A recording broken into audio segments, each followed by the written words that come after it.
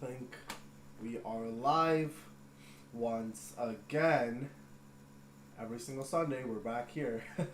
So, yeah, we are live once again. Hope everyone is doing good. Yeah, we're just gonna get right into some Sonic songs and stuff like that. Check out a little bit more of Sonic. I'm not expecting to go for too long for this stream. Maybe like an hour, maximum like 2 hours. I do not want to do what we did last Sunday, where it was like 5 hours, like that. No, I can't. Okay, I didn't even bring water today, so that's a problem. I didn't even bring water. Alright, so I'm gonna be thirsty, and it's not gonna be a fun time. Okay, so it's gonna be like around 1 or 2 hours. Just a chill live stream once again. We're gonna listen to some songs. Hello KR, how are you doing? Hope everything is good. And yeah, welcome back to the live stream every single Sunday, as you know. Yeah, I am not sick, but like a little bit. Let's just say off, because I sneezed like 20 times, like within like the last hour or so or something like that. And that is because I was just petting my cat, and I don't know. I think I'm allergic to cats or something like that, because I started sneezing so much. Like it was just like one, and then 3 seconds later another one, 3 seconds later another one. I'm like, it was just not fun. I don't know. Maybe I'm allergic to cats. I don't know. I'm doing all right. What about you? I am doing fine as well. Thank you for asking. Good to hear you're doing all right. But yeah, so I think if my voice is a little bit off, or if I'm just like sniffling or whatever like that, that's the reason why. It was because of the cat. Okay, that was the reason why. Why I love Sonic and what made the series so great. Video by Ruby Blue. Sayla, I think that's like a 2 hour or 3 hour video or something like that. Oh no, sorry, never mind. Okay, it's right here. Actually, yeah, we can watch that. Yeah, we can watch that. We can watch that one. It's 23 minutes. We can watch that one. But yeah, you can watch that 23-minute video. I'll have to put chat on my phone so I can read what you guys have to say. But yeah, let's watch why I love Sonic and what made the series so great. And then we will check out some other songs and stuff like that. But once again, it's just going to be like a chill live stream, nothing too much, just an hour, maybe 2 hours, but then that's about it. Post Malone is album in 5 days. It is really, really soon. I'm excited to hear it. Post Malone always has some bangers on his album, so I'm looking forward for that. But let's watch the video, Why I Love Sonic and What Made the Series So Great by Ruby of Blue. And let me just see if everything is right. There's Ninja Mutant Turtles. Wait, what? Teenage Mutant Ninja Turtles, bro.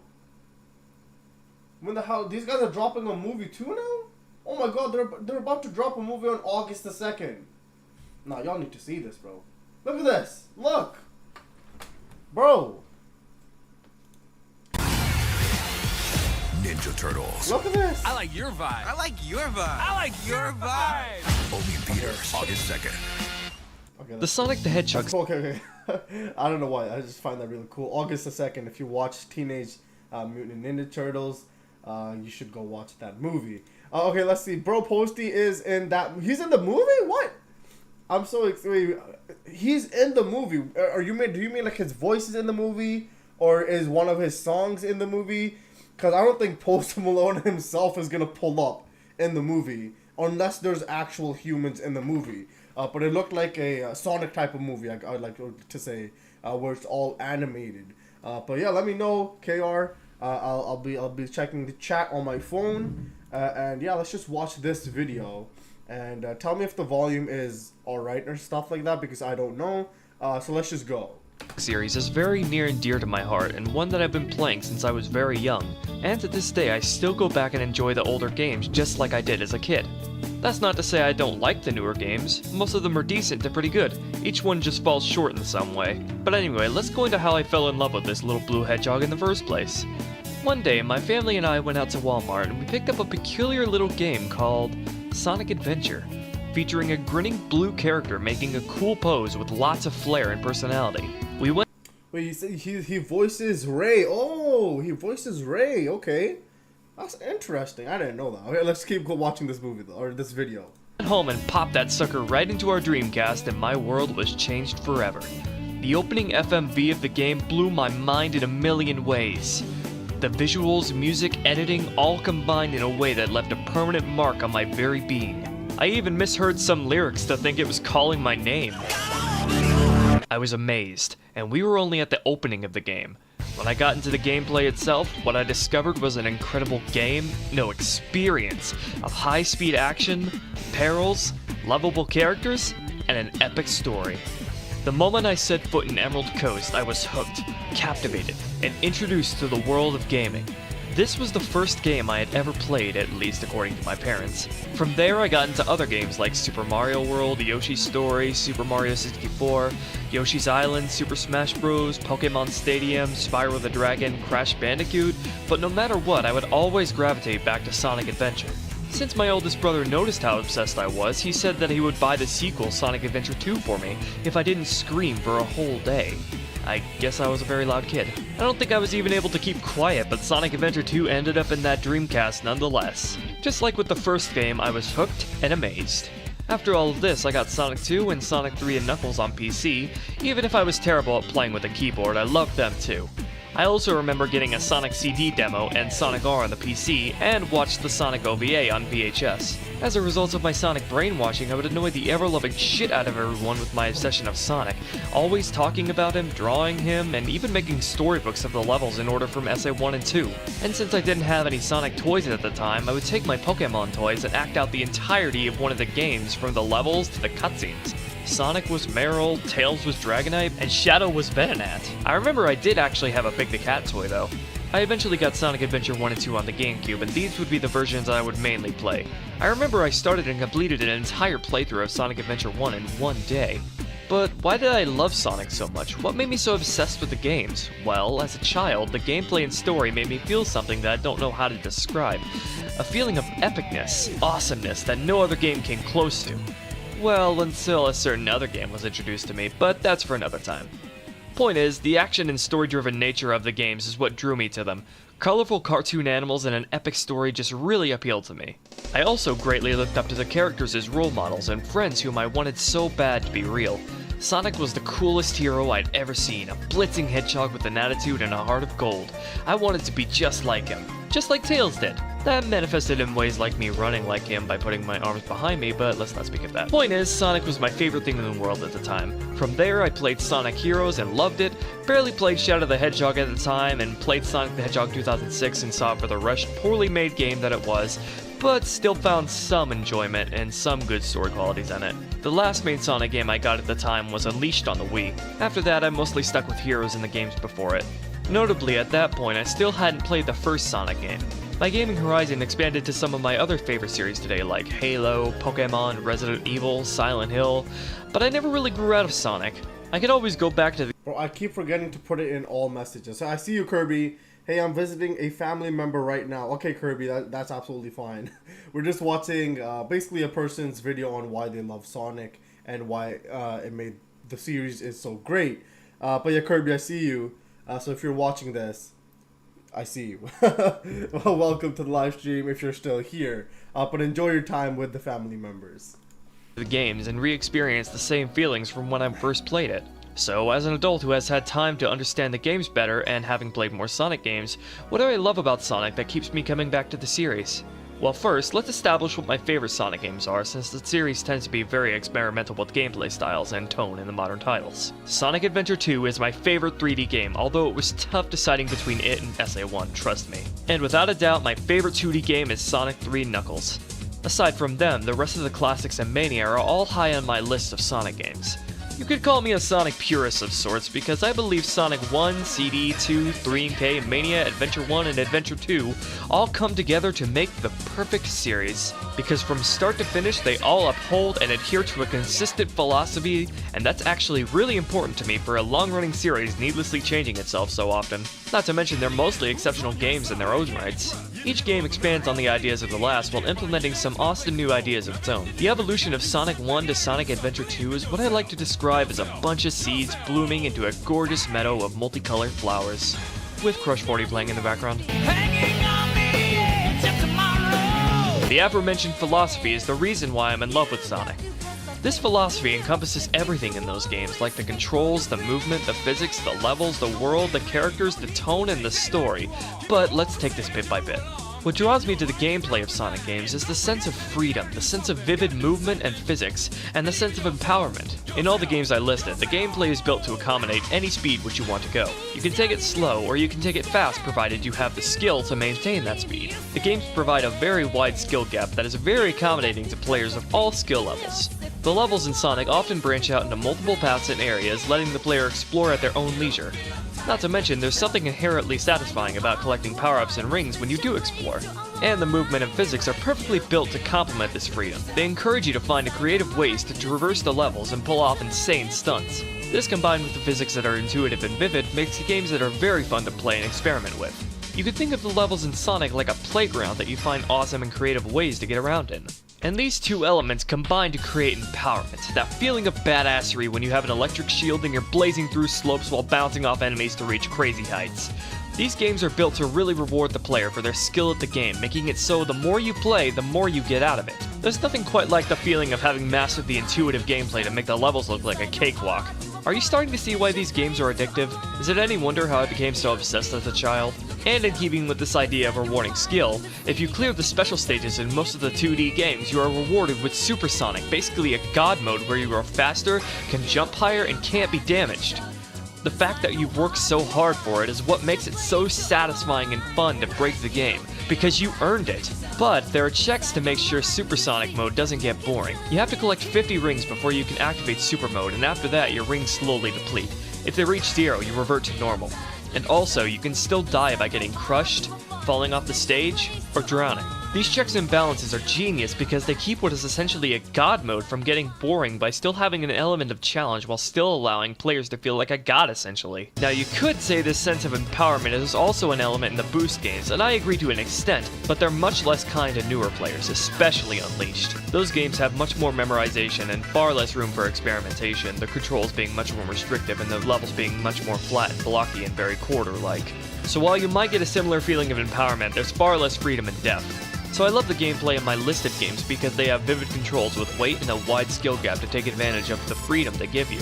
And when you take full advantage of all of that and become more skilled, it becomes an addicting rush of empowerment as you clear levels and pull off insane stunts to get to places in ways that may or may not have even been intended by the developers. The way you kill enemies, collect rings, and get power-ups also feeds into the satisfaction to make games that are pure dopamine deposit machines. And the games are designed in a way where you can play in short bursts to get that fix.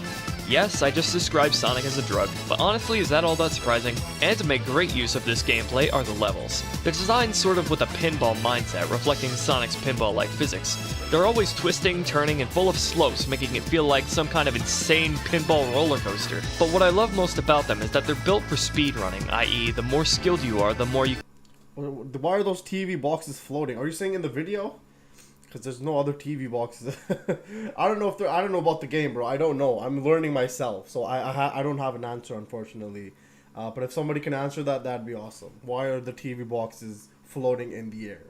You can find creative ways to get across them. For example, there are of course sections with platforms over a pit, but if you're good with the spin dash and physics, you can make a joke out of these platforms as you fly over the gap with ease. There's something so satisfying about being so good at a game that you no longer need the things the devs put in to help you. But that doesn't mean that levels aren't accessible to newcomers either. The levels are generally designed in patterns in which you go from open area to speed lane, to open area to speed lane, and so on. What this does is it allows newer players of lesser skill to feel that high of going fast, while also allowing skilled players to turn the open areas into speed lanes. But going fast... How are we only 8 minutes in? Almost 9, okay, I don't know.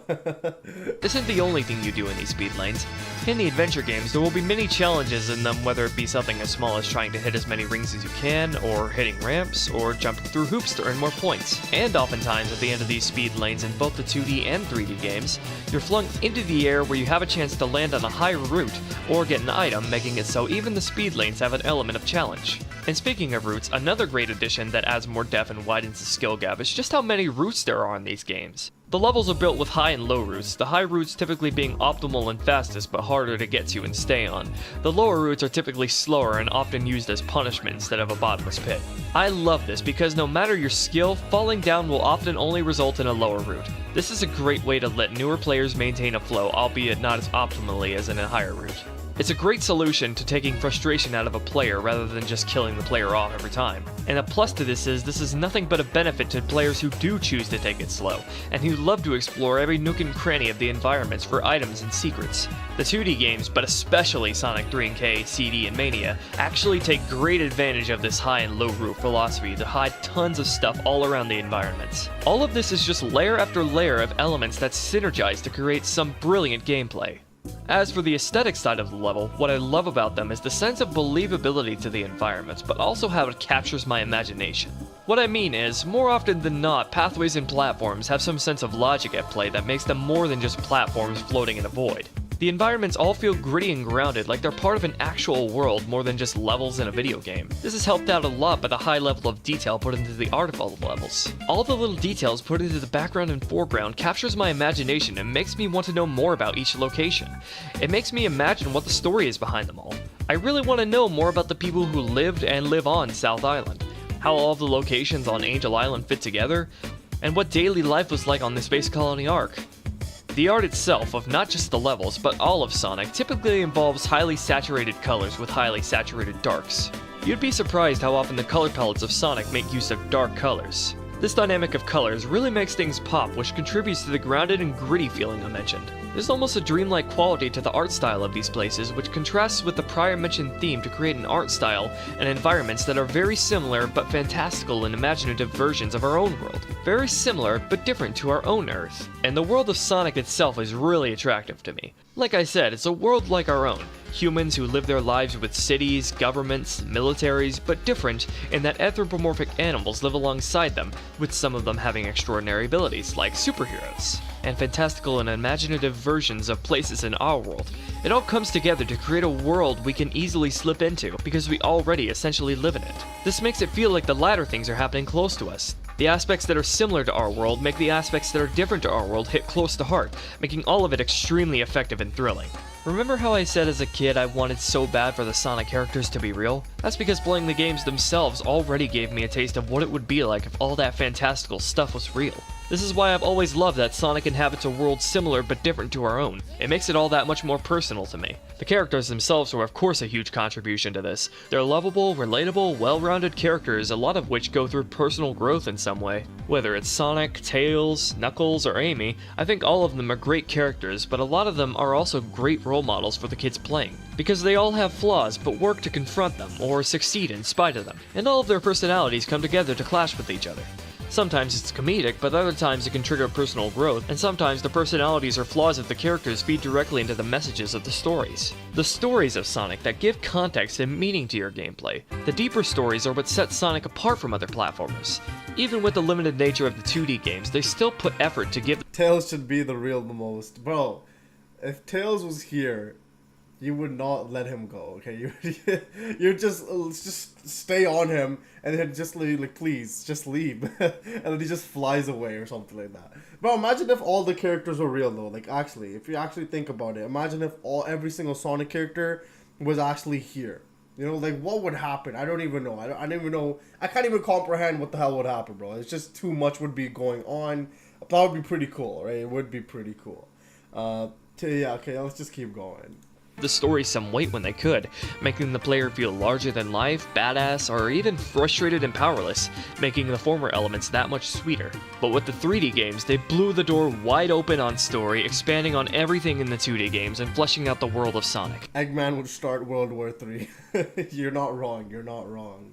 With voice acting and cutscenes, they were able to tell a grand, sweeping narrative like they've been waiting for this opportunity ever since 1991. And the result is an unforgettable experience. Sonic Adventure 1 and 2 gave us stories of epic but also personal proportions. But before I go on, I must say that I always play with Japanese voices, since the acting and casting is generally better and there aren't any script changes or translation errors to deal with.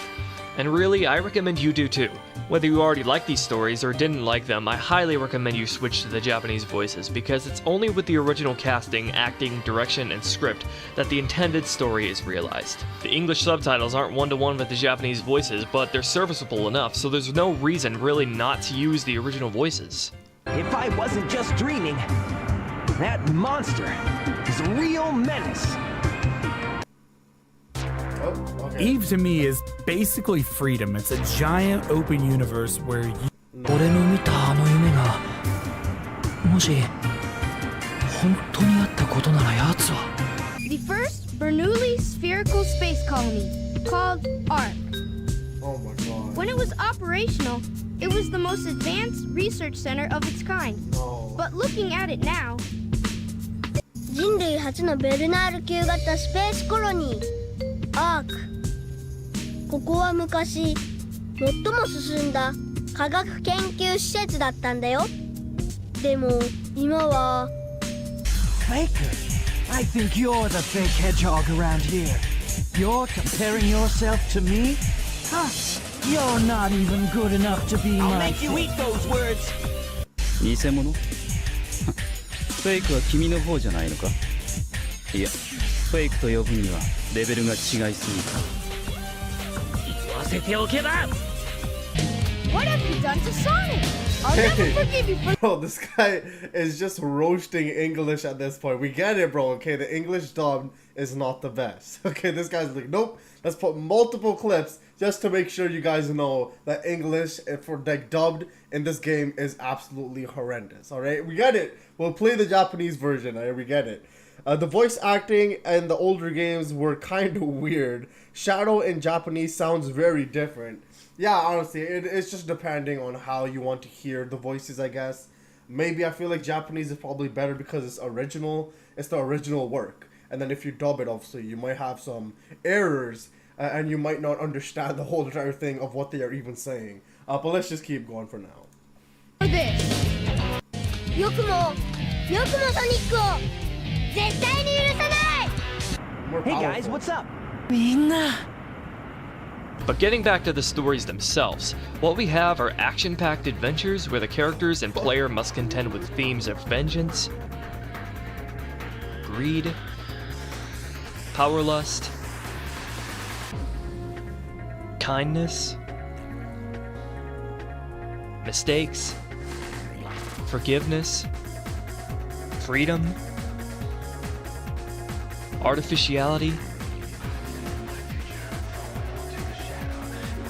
empathy,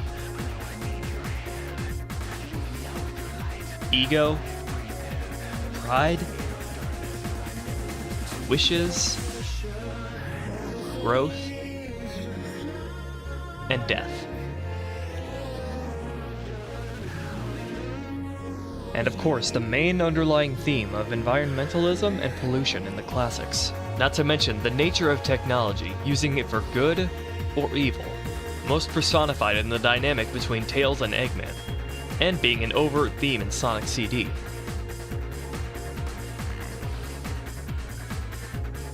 The story and deeper themes in a Sonic game is vital, because it adds that extra layer of meaning on top of your gameplay while also giving you some genuinely enjoyable emotional roller coasters. There are times when you laugh, there are times when you cry, and there are times when you're just shooting a grin at the epicness of it all. You aren't just running through the Ark, you're running through the Ark because Eggman has taken Amy hostage and is threatening to kill her. You aren't just fighting Beta, you're fighting Beta in a battle of robot pride, but also to free the animal that is him from the cold metal prison. You aren't just running across Wing Fortress, you're running across Wing Fortress looking for that damn Eggman who probably just killed Tails and is gonna pay! You get the point. Sonic has always been a fantasy, sci-fi, shonen, action series at heart. With solid gameplay, you have a great game, but with a great story, you have an unforgettable experience. That's true. There's a lot of, I like to emotion and just thought process in general, so you can actually feel like what the character is going through. And that's probably what you want to do if you have a long like series game. Like, you know, like you want to have like this timeline where like these characters, you connect with them in one sense, and you also feel the emotion and thought process as well. But let's just quickly see what you guys have been saying. That's why subtitles are a thing. There's one moment in the Japanese version in Frontiers where he doesn't even sound like Sonic. Before the final boss of Frontiers, Sonic just sounds way too serious, but to be honest, the English version doesn't sound much like Sonic in that moment. Mistakes. Show Sonic surrounded by the military. Yeah, that was a mistake. Okay. What is this creature, bro? I forgot. Is this the water creature? I forgot what creature this is, but let's just keep going. Sadly, most of the 3D games past Adventure 2 missed the mark in some way, making it so almost none of them reached the heights SA2, or any of the games before then did. But I can still find enjoyment in all of them, and despite my criticisms, the only bad games would be 06 and Boom. The rest of the games have all been decent to pretty good, if a bit all over the place. And that's why when someone says most 3D Sonic games are bad, I can't take them seriously, because whether or not they suit your taste, that's just not true. To top this video off, I want to talk about something even the Sonic hatedom can't deny, and that's how the series has always had amazing soundtracks. Where do I even start with how amazing the soundtracks are? Even most of the not-so-good games in the Sonic series haven't failed in the music department. Music has always been something synonymous with Sonic. The Sonic games have always been something of a celebration of music, taking all kinds of genres and styles and putting the Sonic spin on it. In the beginning, Sonic games music was written with the philosophy of pop music in mind. And as the series has gone on, it's expanded and tackled other genres. But I think the main three genres of music that keep showing up in Sonic and what represents the core of Sonic music is as follows: electronica, jazz, and rock. All three of those genres feed into Sonic to make it the series' musical identity. But it's not just the level themes. Vocal themes are something vital to the series. Hell, they're vital to the identity of each individual game. Vocal themes in Sonic are often used to flesh out a character or to explore the theme and message of a game. Not only are they kick-ass songs in their own right, but they also give us deep insight into all of the inner workings of the characters and stories, and work to cement all of those concepts in our mind by just how fucking good they are as songs. Whether it be vocal songs like You Can Do Anything,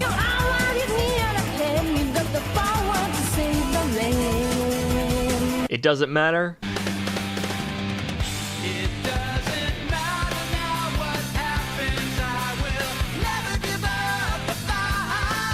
or Live and Learn.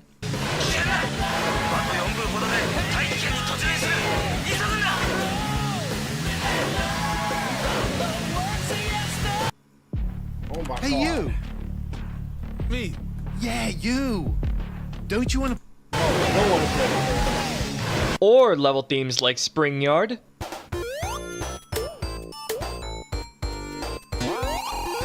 Tidal Tempest,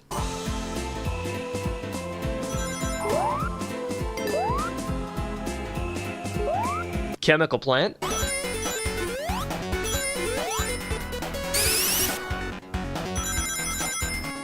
Flying Battery,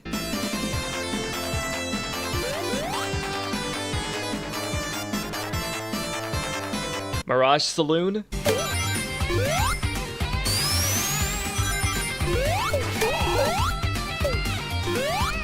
Azure Blue World,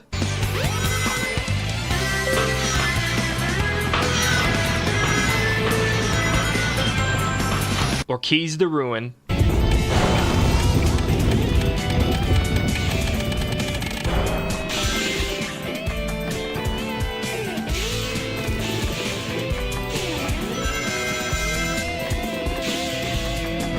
The music in Sonic games has always been there to take the whole experience to new heights. Yeah. And so, I hope I've made it clear just why Sonic the Hedgehog is so special to me. I really want to see this series return to its roots. The real roots, not just surface level pandering. Meaning, showing a genuine understanding of the big things but also the little intricacies that made people fall in love with the Sonic games to begin with. See all the things I listed before as to what that is. And seeing as how Mania happened, I know it can happen. Moving forward, here's exactly what I want out of Sonic. For the 2D games, I want Ori and the Blind Forest level graphics, to move on from the Genesis look. It has its charm, but I think there's real untapped beauty waiting to be created here. I want more of the other characters like Shadow, Rouge, or the Chaotix. I want a more ambitious and explicit story told through in-game animations, but also more animated cutscenes at key story points, with voice acting. And of course, all original levels. Seeing as how confident Mania's dev team really was, I have confidence they can pull this off. Ideally, I'd prefer the modern designs to be used across all the games just for consistency's sake, but let's not get ahead of ourselves. For the 3D games, I want a fully 3D game that captures the freedom, fluidity, and empowerment of the adventure gameplay, with a well-written, epic, and emotional story that captivates me and makes me think about the deeper themes. Oh, and with the Chao Garden, and Jun Senoi's composer, and a Crush 40 theme song, and Tails and Knuckles, and Shadow and Rush, maybe the Chaotix. And no classic Sonic. I hope in the future these dreams can come true. This series has left a permanent mark on me, and I'll likely never abandon it. No matter how bad things might get, I'll always hold out hope, hoping the next game will be the one that scratches that itch I've had for so long since SA2, or I guess Mania now. Naysayers may say the adventure games suck, or the 3D games are terrible, or even Sonic was never good, but at the end of the day I know that's not true, because I still revisit these games regularly, whenever I want a short dopamine rush, or want to sit down to experience the games in its fullest, and every time I do, I'm reminded of why I love this series so much and why I'll never give up on it. Sonic, I know you can reach the heights you once stood at. Keep on running, because if you try, you can do anything. Not wrong. Hey! That was it for this video. Why I love Sonic and what made the series so great. Honestly, he had some really good recommendations, I guess, for a really, like, what is it called? A true, like, Sonic fan, because obviously he's probably played for so many years. So he probably has so many recommendations and stuff like that to what he would like to see and what was good for the game in general. But let's just see what you guys have been saying. That's Chao, but he absorbed all the emeralds and became perfect Chao. He's the god of destruction. Or is it Chao or is it Chaos? That's Chaos, I think you said. Never mind, not Chao. Hey man, Sonic was just playing real life GTA. He's got 5 stars, exactly. Deeper Death Chamber. If Sonic was never good, then explain why Sonic beat Mario back in the 1990s. Bro, these guys always went head to head. And even this year, they're going head to head, aren't they? Sonic is releasing a game. Mario is releasing a game. Which one is going to come on top? I have absolutely no idea. Chaos, you know, like destruction. I got you. I don't know why I said Chao. My bad. Chaos, destruction. I got it. But yeah, Mario vs. Sonic, which one's going to win this year? Again, I am not exactly sure. I am not sure. I have absolutely no idea. I don't know which one is even is more popular nowadays. I have absolutely no idea. So, I don't know. But if you guys have any things like predictions, go for that. Did you not see my other video recommendation? Did you have one? I'm not exactly sure. Did you not see my other video recommendation? Can you give the video recommendation once again, please? I will try to find it. But yeah, I think it is this one. I'm trying to. As J. Cole said, they act like two legends cannot coexist. Exactly. Why do you even say that? Like, you know, I don't know why people gotta choose. Just love both of them.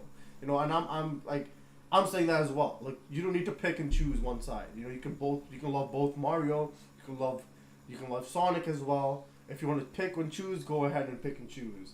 But you don't have to say the other one doesn't exist because your opinion is obviously biased towards, let's just say, Mario or something like that. You know, you don't need to say, oh, Sonic is garbage and stuff like that. You don't need to say that. You just don't. But it's always going to exist. Hate is always going to exist in general. I said you should watch why Sonic's character is amazing and how Pontic and Graf ruined it. That's a video? I don't know if that's a video, but I'll try to find it. If you're saying it's a video, I will try to find the video, but yeah, just give me a minute. Should watch why, oh, okay. Oh. Why Sonic's character is amazing and how Pontic and Graf ruined it. The video is by the PJ Show. Oh my gosh, it's a 30-minute video. Okay, I guess we're watching this now. Alright, we'll watch this video and then we'll listen to deeper death chamber, and then maybe like one more video, and then we might call it. I don't want to do such a big live stream today because we're watching already 2 long videos today, and it's already been 35 minutes. I did say around 1 or 2 hours. So we'll watch this video. It's around 30 minutes once again. We'll listen to one song or maybe another song, like 1 or 2 songs, and then we'll call it. I know you know that guy. Okay, you know the PJ show. Okay, but I think it's good then if you know him. But let me put the video on. I haven't got it. Yes, KR, can you make the suggestion less than like 10 minutes if possible, please? Anything like less than 10 minutes for this stream. If you have a longer suggestion, we can do it next stream. I just don't want to like watch too much today. I do want it just to keep it like 1 or 2 hours, and the next live stream, well, we'll go for maybe like 2 or 3 hours or something like that.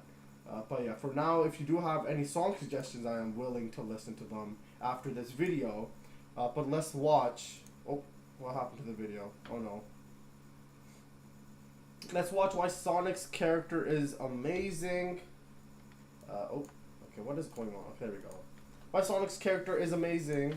Okay, so like I've said many times, these 2 people ruined it. I am a huge fan of Sonic. So I don't want to be purely negative when it comes to talking about the series. I want to talk about... I'll try, KR. If it's under 10 minutes, I will try, okay? But we shall see, we shall see. It positively. What is going on with the quality? What happened to the quality? Why is it so... Okay, there we go. Why the hell was it so low? I don't know. Okay, let's just go now. And I hope that with this 30th anniversary, I get to do just that. But the only way this series can move forward, grow, and reach the heights that it had before is to learn from its mistakes. Now, I wrestled with the idea of talking about the poor writing of the characters in either one long video, or split each character up and give them their own individual video. I decided on the latter as I feel that will help each video to be more focused. And with that said, this video will be split into 3 parts. The first is talking about why I think characterization and character development is important. The second part will be talking about Sonic's character pre-2010 and why it was just so great. And the third part will be talking about his character post-2010 and why it sucks so much. Okay.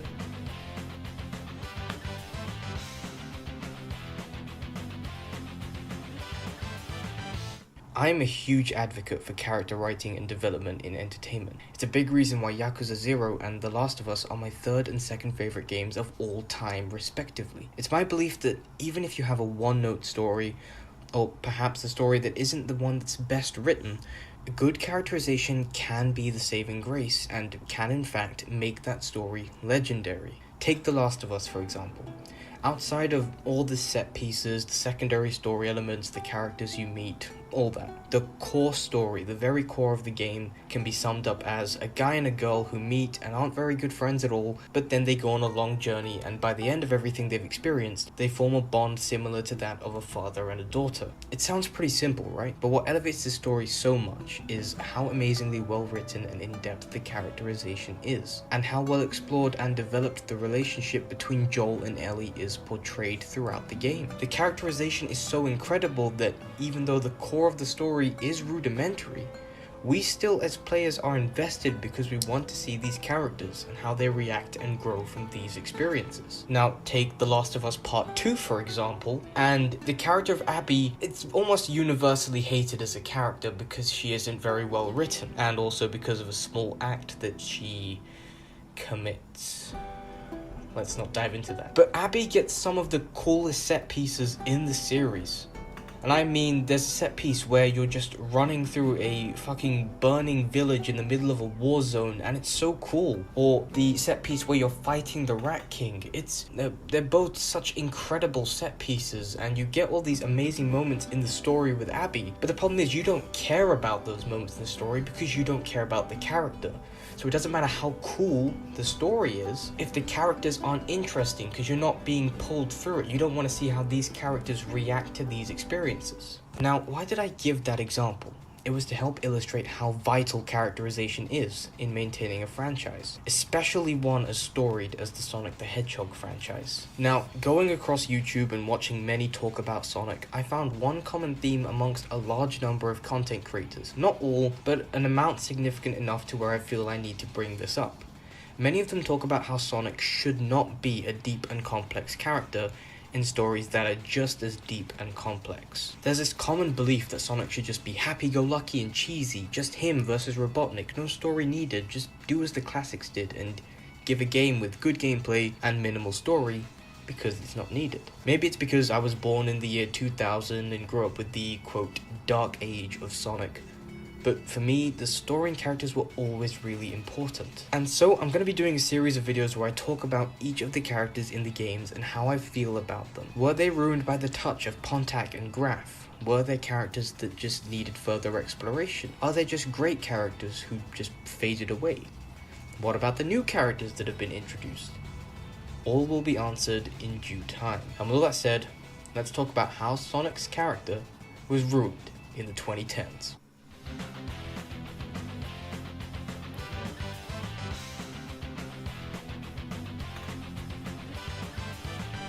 Sonic as a character is someone who lives life to the fullest.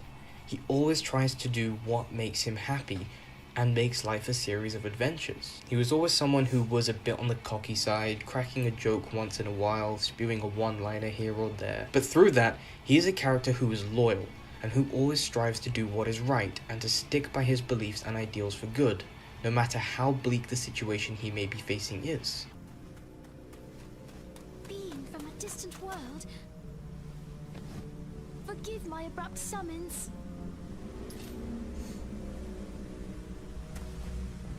Ha-ha!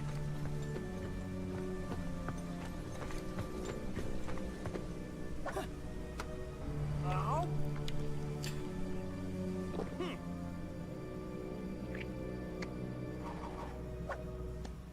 Oh, I get it. No problem. I'm used to stuff like this.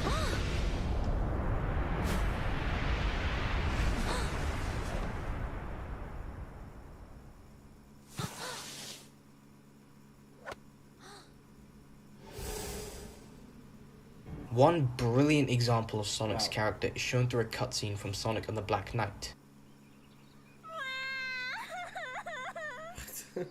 Hey, what's the matter? Are you lost or something? A great big dragon attacked my village. A dragon? It took my mommy and my daddy and everybody away.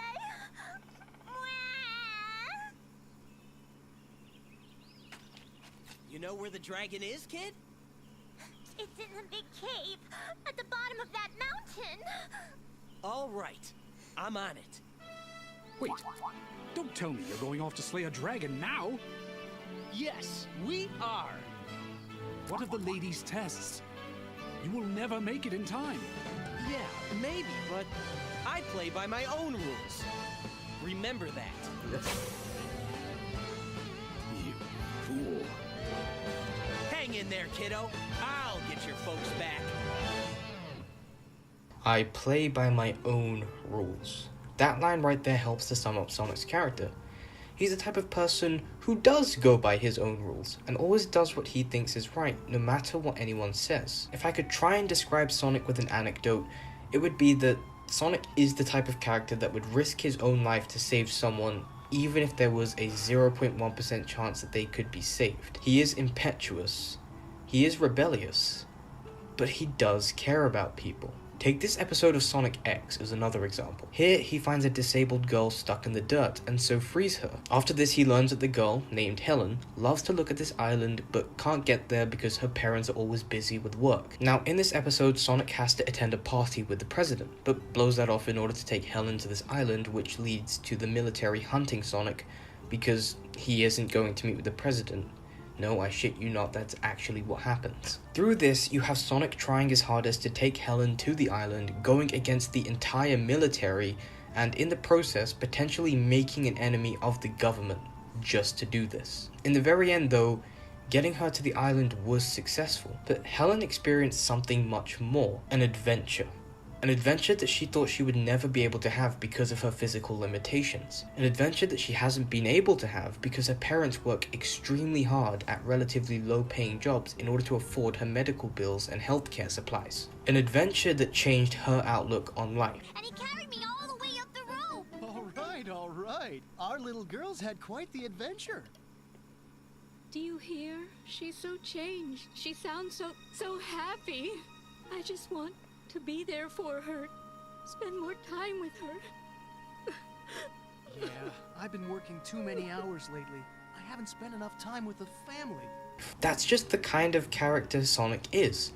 He would blow off a party with the president or something really important just to help this stranger that he just met, because he believes in doing good by all. Another thing that I love about Sonic's character is how he knows when to take things seriously. There's been multiple occasions where Sonic just drops his attitude and assesses the situation, responding appropriately to it. Look back to the end of Sonic Adventure 2 during the credits where he talks to Rouge after Shadow sacrifices himself. He doesn't crack an unfunny joke or try to be lighthearted about the situation. When Rouge asks where Shadow is, Sonic just looks down and shakes his head.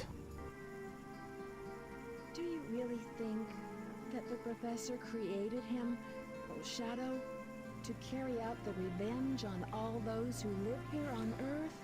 He was what he was, a brave and heroic hedgehog who gave his life to save this planet. Shadow the Hedgehog. Or even earlier in the story, when Eggman captures him and readies to eject him into space, which would kill Sonic by having him be blown up in the capsule. Sonic understands the gravity of the situation he's in. He doesn't think he'll survive this. He doesn't know that he's coming out of this alive, so he just tells Amy to take care of herself and leaves the rest in Tails' hands. That's the kind of writing that really adds to his character.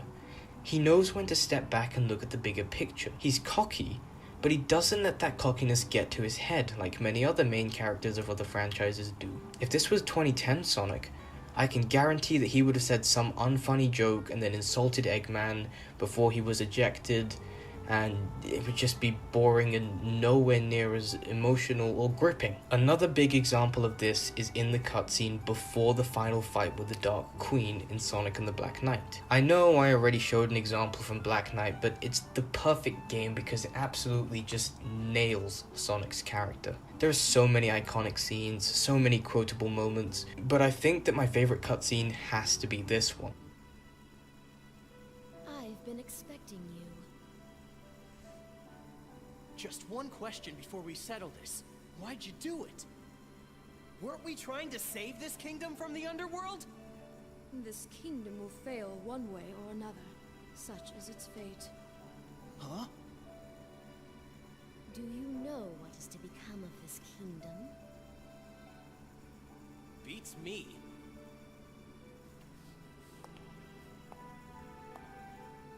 Lancelot and Gawain's rift shall doom the Round Table. Arthur is struck down by his son Mordred and departs for Avalon.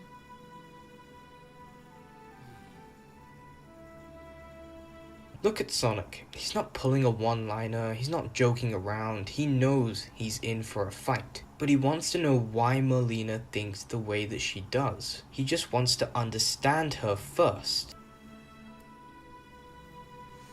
This was to be our ideal world, but it will not last.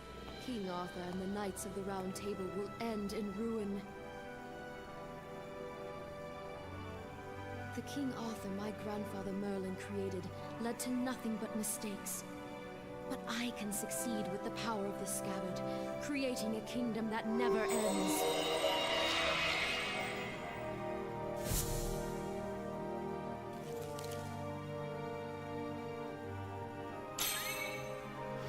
What good is a world that goes on forever? My sorrow at its ruin runs deeper than the depths of the underworld. Do you not understand? And the way that Sonic keeps getting up after being knocked down is perfectly reflective of his character. Never give up, no matter how much you get beaten down. No, and I don't want to.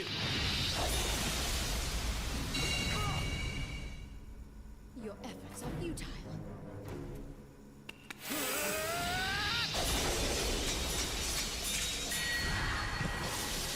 No way.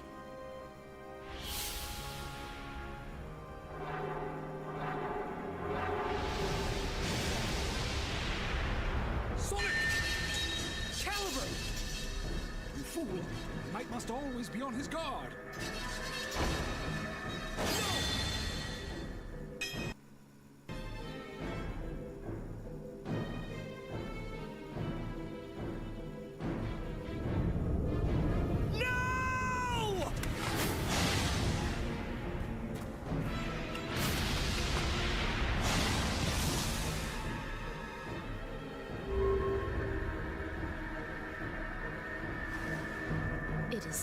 to end this.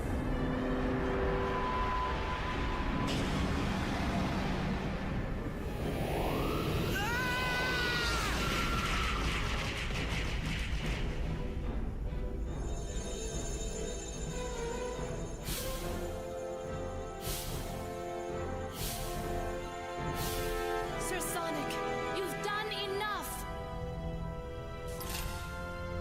No, Sonic! There is no point in continuing! A knight never flees his foe, right?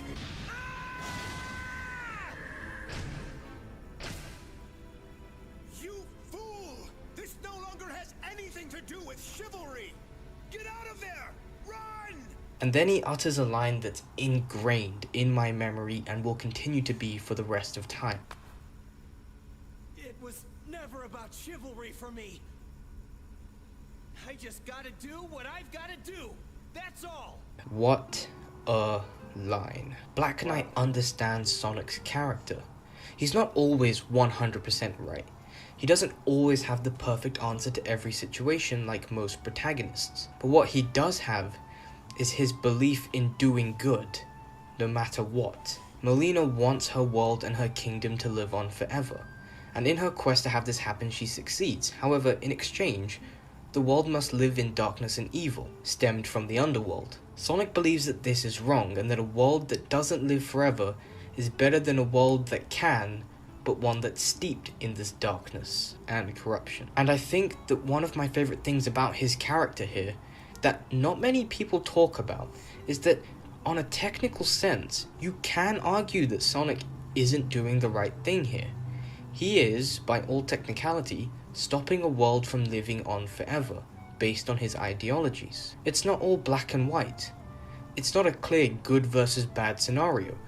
It's just two people with conflicting ideologies about life and death, with Sonic's belief that we should all live life to the fullest in the time that we have, against Melina's belief that a world can live on forever, even if it's consumed by darkness.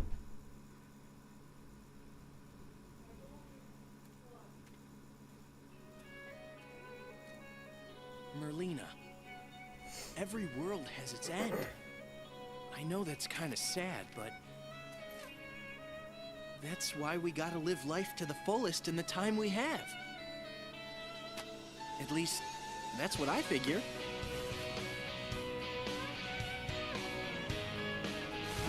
Grandfather.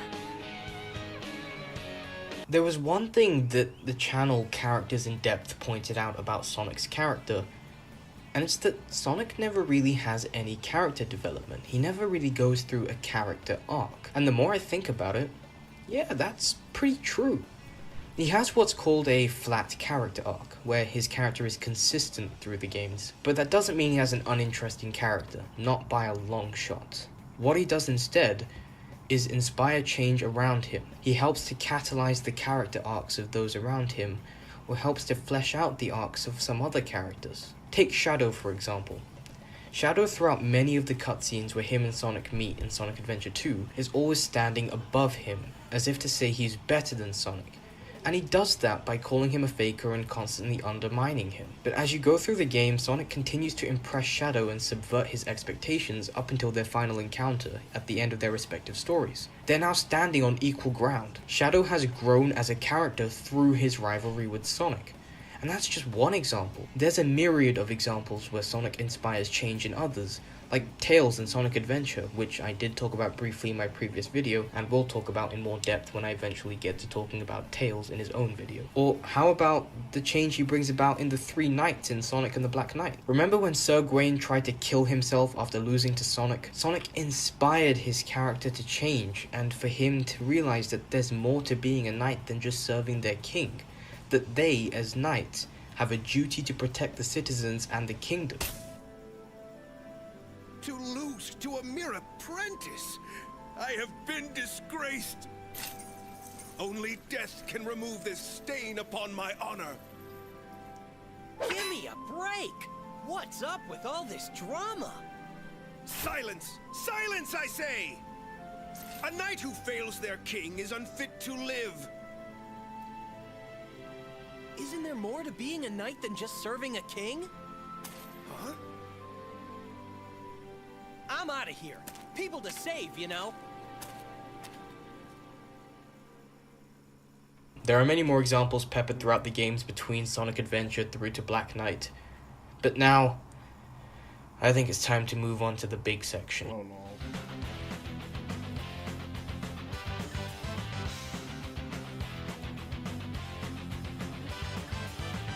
So, I spent a good chunk of time talking about why Sonic's character is great.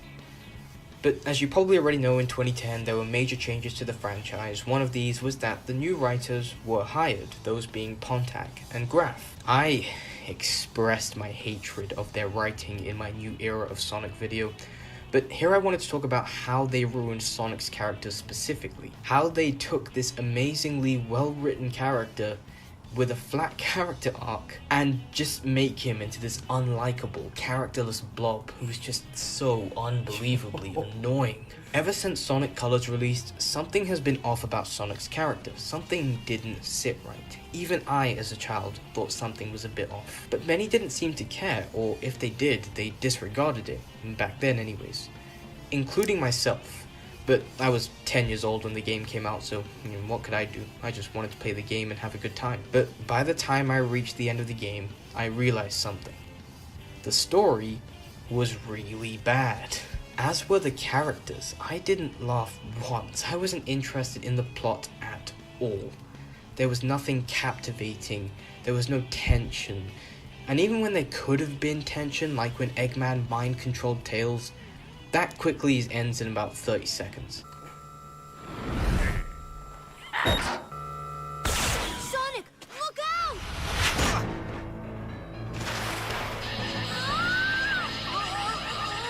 Tails!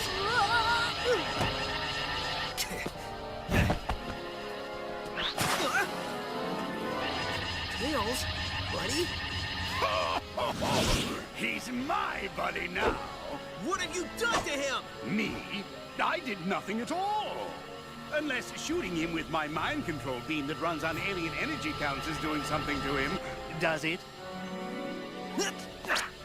To get to me, you're going to have to go through your best friend.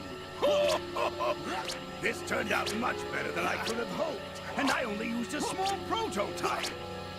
Enjoy it while you can. Oh, I will. In fact, the only way to make this better would be to have you two fight. Come on, Tails. Snap out of it, dude. You don't want to do this. What the? Tails, buddy, are you all right? Where am I? Why is my nose hair tingling? You had the opportunity here to make Sonic have to fight Tails in this emotional battle filled... That would have been sick. Why did they end it off so quickly? I don't even understand that, bro. They could have made a sick, epic battle happen between him two. Like, they didn't need to hurt each other, obviously, but they like have at least a battle, and then the mind control stops. Like, I don't know why they stopped before anything even happened. I don't even know. But let's just go. With character, but no. Nothing. There are planks of wood that can write better characters. Yeah. There are planks of wood with more character. There was, in the whole game of Sonic Colors, one line that I actually liked, and was the closest to anything good the writing had going for it. But that is all. Out of the entire game, that was the only line that I actually somewhat liked. Oh, who am I kidding? We both knew how this would end. Are you talking to the broken robot who can't hear you? Maybe. That's between me and the robot. But even though that line was good, they just go on and on and on with that joke to the point where it just becomes unfunny. Are you talking to the broken robot who can't hear you? Maybe. That's between me and the robot. See, the important thing here is the alien planet is free. Absolutely. So, we can just forget about the whole talking to dead robots thing, right? Nope. I knew you'd say that. Oh, come on. I've seen you save the day a lot of times, but I've never seen you talk to a pile of metal. Touché.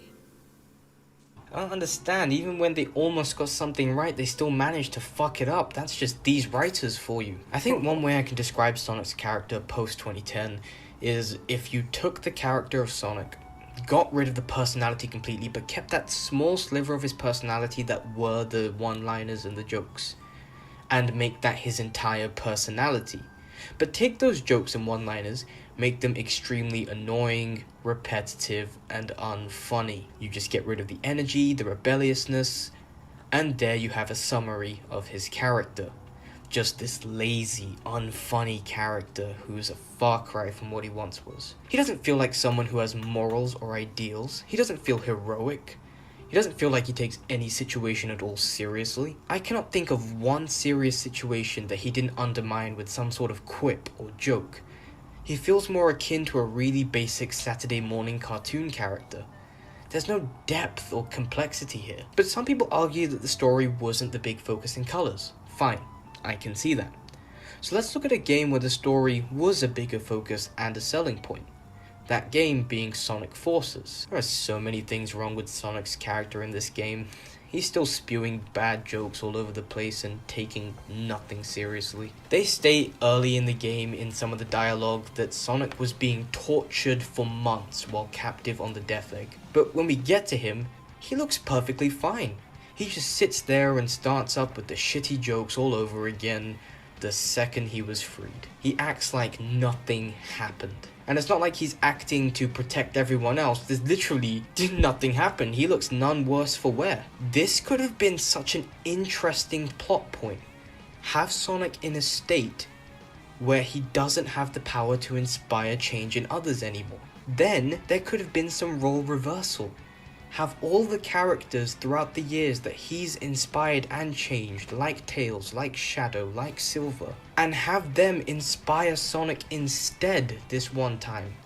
It would show off how everyone else's characters have developed, while simultaneously giving us a look at a side of Sonic's character that we've never been able to see before.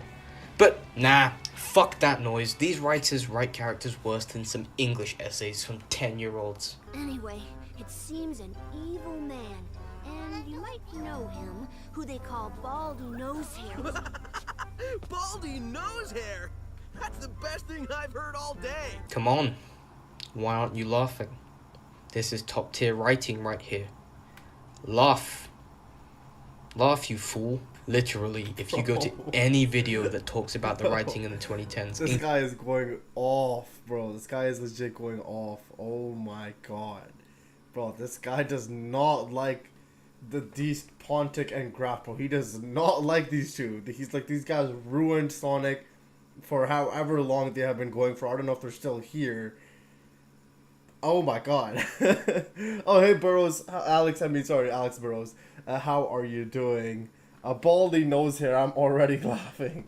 Bro, I don't know. I think they made it, maybe they just made it a bit too friendly and they didn't focus on making it serious at times. I feel like it's just fun this, fun that, laughing here, laughing that. They didn't make anything serious. You know, they didn't make anything that has a deeper plot or meaning. It's just like, oh yeah, Sonic's been in this jail for months and he's just chilling there with his handcuffs or whatever it is. He's smiling. Like, no, you know, he could have done so much. Like, I don't know, how do you even write, how do you even hire these people? I don't even know, bro. I don't know. I'm glad that you're doing good, Alex. That is good to hear. That joke is the only loved for all the bad reasons. Yeah, I don't even know. Look, you can see a comment, bro. He pulled out the comments, the receipts. Bro, oh my god, this guy is going in. Let's just let him keep talking then. Including my own, you'll find that everyone, and I mean everyone, hates the writing, the portrayal of Sonic, and what he's become. Just because your target audience is children doesn't mean that you can start writing so lazily. This isn't a fucking Saturday morning cartoon show. This is Sonic the fucking Hedgehog, a storied franchise that's decades old. Show some fucking respect. Actually, with the way Sonic's been written recently... Yo, this guy is pissed. This guy is pissed, bro. Oh my god. This guy's emotion, bro. Oh my god. I came in at a great time. Hello, ironic monster, or Tim. You said we can call you Tim now. But oh my god. Tails was ruined. Most enforces are yes, these two and their writing. I love getting angry at the Happy Tree Fiend menaces of writers. Sonic being in jail had a missed opportunity to have Sonic be saved from Tails and his friends. Oh no. Oh my god, yeah. I say hello, but also he's alright. Bro, this guy is actually going off. Like, I don't know the amount of times he has sworn in this video, especially right now. He is not happy. He is not happy at all. He hates these two. It feels like he just wants to fire them if he could. You know, just get them off the team. Let's just keep listening to what he has to say.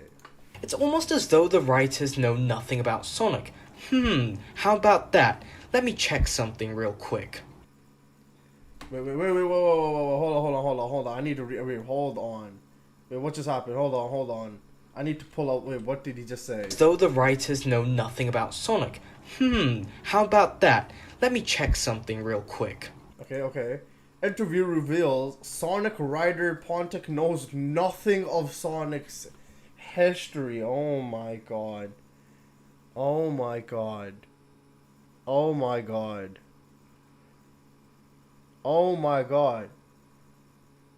How? Why? My brain hurts, bro. Who the hell hired these people, bro? How do you hire a writer for a probably billion-dollar franchise that knows nothing about the history of Sonic? Nothing! Bro. I'm actually at a loss of words. I'm at a loss of words. You know nothing about the history. Nothing about anybody's upcoming until then. How are you going to write anything? How? You're just gonna give them basically nonsense, like, things to say that is nothing even around the character because you know nothing around the character. I don't know. I don't know, bro. Let's just see what you have to say. But who hurt him? These two hurt him badly, KR. Lol, good, I'm glad. More people should be angry. I don't appreciate what the writers did, but wow, he's really upset. But not too angry. Oh, luckily they are gone now. Phew for that. They are gone now. Okay, so you're saying both of these are gone. That's what you were telling me, ironic monster. Please. For Sonic's sake, I really hope that these two are the script writers anymore. I really do hope so. I know we should give them a chance and stuff like that, but I don't know, man. I just don't know. I don't know about that. His friends just sat there and did nothing. They didn't even fight against Eggman's army. This just goes to show, but these people should be fired. I think they knew about the memes, and you cannot write a story of a beloved franchise with memes. Exactly. I think they should get fired, but still, all they did was search up a couple of cutscenes. Okay, I'm calm. I swear, I think I came into chat a little bit boomastically. Yep, they are no longer writing for Sonic. Thank you. Okay, thank you. Frontiers is written by the actual Sonic care abouters. Why would you hire people who don't know anything about Sonic? It makes no sense. Sonic is a character who cares for people and wants to save the world. He shouldn't be shouting baldy nose hair. Exactly, bro. These guys, I think they completely just kind of ruined Sonic and the other characters and stuff like that. You know, like they knew nothing about the guy. How are you going to continue the plot or continue his just character in general when all you did was go to Wikipedia and watch some cutscenes? I am sorry. Why did they hire them? Who hired them? Why did they hire them? I don't know. But that makes absolutely no sense, bro. I should do a video like this. Please go ahead and do it, bro. Do it. Yeah, we need more spotlight on this situation. Ian Flynn has written the comics and Sonic Boom TV show. I'm glad he's worked on Frontiers. Except less cursing, of course. Yeah, this guy is going off. but I want to see what else he shows us. So give me a second. Yeah, I kind of went to Wikipedia and watched some cutscenes. Oh my god. Oh my god. I don't even know what to say. If you're joking, it's not very funny. You're fucking kidding. Yo, this guy has to be a joke. It The has to be a lead joke. writer actually publicly admitted to knowing nothing about the whole of the franchise. We have literally been getting writing from a Wikipedia search. The writing of a Sonic series has essentially been treated like an 11-year-old's history homework. Yeah. What the actual fuck? Oh my And what pisses me off even more is that Sega kept these writers on for over 10 years. Oh, I'm fucking laughing. I've talked about Sonic all this time. Oh my god. But all I had to do was just show you this article and be done with it. I would have zero work to do if I just started with this. The video would have been 30 seconds long. You're not Did wrong. no one realize that they just gave the writing of the Sonic the Hedgehog franchise to these two idiots who know jack shit? How do you do that to your own franchise though? Like, I'm just trying to process it. How do you hire these people that know nothing about your franchise? A let's say millionaire, but I don't know if it's billion, but let's just say multi-millionaire or multi-billionaire franchise, whatever it may be. How in the world are you hiring two writers that know nothing about this multi-billionaire franchise to make something good for this franchise when they know nothing about your franchise? I am so confused. And they let them go for a decade, guys, for 10 years. Oh my god. This is blowing my mind. Like, I don't even know what to say, bro. I actually don't. What cutscenes did he watch, though? Exactly, what cutscene could you possibly have watched to say, yeah, I know Sonic. I know him. I can write something really good. Don't worry. A cutscene! Guys, a cutscene. Oh my god, bro. This is getting me pissed off, bro. I didn't even know why. But this is really getting me pissed off now. I don't know why. A bit less than 10 years, pretty much. It is quite strange. Oh, it is really, really strange, man. I don't even know why you would do that to your own franchise. But go ahead, I guess. It's a company. They don't care. They just want to appeal to those little kids. It's pain real. Sonic fans have wept. I would have wept, bro. If I knew this, if I was a Sonic fan and I had to go through that for 10 years, oh my god.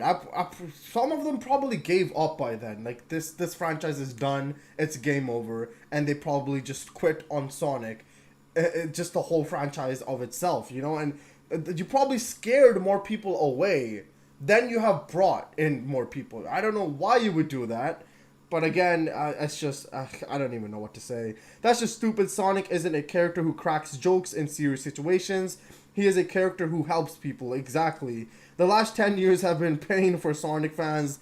Oh, I could just imagine. I never went through it because I obviously wasn't a fan when I was a small kid. So I didn't know anything about this. But I would have been in pain. So I can understand or just imagine the type of pain that you guys have to go through. For 10 years. For 10 years. Oh my god. He probably watched Sonic Heroes cutscenes. Sonic makes jokes, but not when things are serious. Like in Frontiers. There are some Sonic fans who straight up left the franchise because of that. Exactly. Like, some of the fans, or some of you, just like say YouTubers or something like that, that loved Sonic, that made YouTube channels around Sonic, probably left during that era. Because that's not what they wanted Sonic to be, and that's not what they expected Sonic to be going into the future. I don't know why you would do that to your own franchise. It just blows my mind. When Knuckles was sad and he looked like he was gonna crack a joke but held back because he isn't a douche or a dunce. He knows how to treat his friends seriously. I bet those past writers are so mad that Sonic is back on the top with good games and good stories with good writing, I may add. Probably. They are probably upset that Sega actually got good writers again. And they aren't. These two aren't backing up whatever they were writing. I don't know what they were writing, but apparently it was just not good. Okay, it was just not good. Sega is infamous for making many poor decisions surrounding Sonic. Sonic Team, the subdivision that makes Sonic games in particular, has been under heavy scrutiny from fans before Frontiers. Sorry I left for a second. The stream was buffering. Oh, it's all good. I think it's because it's low latency, so sometimes it does buffer. So I can, it just means that I can read your comments and respond within like 5 seconds. So what you're seeing on your screen right now is like 5 seconds before. So yeah, it's because before it was like, I think like 15 or 20 seconds or something like that. So I'm just like, I'll make it a bit lower, but it does buffer, I'm pretty sure, because of that. Sonic Lost World has to be the worst with these guys. These guys have ruined something for 10 years. Oh my god. Imagine making money for ruining something for 10 years. Just think about it. You know, you're doing it your job so bad, but you're still there for 10 years making, I don't know how much money, but you're writing something so horrendous. I just don't know. I don't know, man. Yeah, Sega rushed out Sonic 06 long before it was ready. It caused permanent damage to the franchise, and Sonic has never fully recovered. Yeah, I think even in this video, it said that Sonic 06 was just not it. But let's just keep watching this for now. No one? I don't understand. You already have Ian Flynn in your back pocket, who is 1,000,000 times the writer that any of these two will ever be. And this is proven by the comics. And yet you still chose for these two to continue to write for your games. The IDW comics are a continuation of the Forces storyline, but the writing there has been held back a bit, and you can see this. And the reason it's been held back a bit is because the writers have to waste time fixing these two's mistakes from the games. All the plot holes, all the character inconsistencies has to be fixed by Ian Flynn. The fact that these writers managed to fix the mistakes made by these two idiots should be all the more reason for you to hire Ian Flynn. I'm so glad that these two writers are done. I'm so happy that they're not writing for the games anymore, because fuck me, I would have found them and drop-kicked them myself had there been any more writing like this. So what does all this mean for Sonic's character going forward? Well, like I mentioned, it appears as though these two aren't writing for the games anymore. So there is potential for the series to return to having good characterization, especially with Sonic. But as of now, we don't have any confirmation as to who's writing the games, or even if Pontac and Graf wrote for the 30th anniversary game. Which, if they did, spells trouble. Because the thing is, through all the games they've written, they haven't improved the writing at all. It's been the same level of awful since 2010. Fuck this. I could give loads more examples, but all you really need to do is just watch the cutscenes of the games before 2010 and after 2010, and you'll understand. I can't keep talking about this writing. The more I do, the more pissed off I get. But I still want to see Sonic succeed. I still have faith that the 30th anniversary will deliver. Especially if these writers have no association with the 30th anniversary game. Because if this anniversary game is an adventure remake, and Dumb and Useless get their hands on it and mess up the story, I have no fucking clue what's gonna happen. The whole Sonic community is just gonna go ballistic. And so, before I end off, I want to leave you all with a quote from Sonic himself. The Sonic that I want to see once again. What are you, anyway? What you see is what you get. Just a guy that loves adventure. I'm Sonic the Hedgehog. That, ladies and gentlemen, is Sonic the Hedgehog. Okay, there we go. This guy, again, went absolutely off. Oh my god. Like, I ain't seen somebody that pissed before. I ain't never seen somebody that pissed before on two writers for a franchise. Oh my god. Yeah, that was just crazy to watch, but yeah, I don't even know what to really say anymore. Let's just see what you guys have to say. Shadow the Hedgehog and 06 stories weren't all that loved, but at least it wasn't written by those guys. Ian is who works on Sonic games now in terms of dialogue at the very least. The past writers could be like, Frontiers has serious moments. That's not how you do it. You need jokes. Where are they, and where are the stupid, pointless jokes? And that small little change made it so much better. Yeah, this is a bit of outdated. Ian Flynn wrote for Frontiers. I can expect a lot of reports on his video because he's going off on these two. So he got what he wanted. Thank God we won in the end. So angry my mic gasped in Spanish at me. Oh my god. This was made before games like Frontiers or Colors Ultimate or Origins were announced, by the way. Yeah, that was hilarious. Next you can watch Why Movie Tales is Great by the same person you just watched. Okay, I see.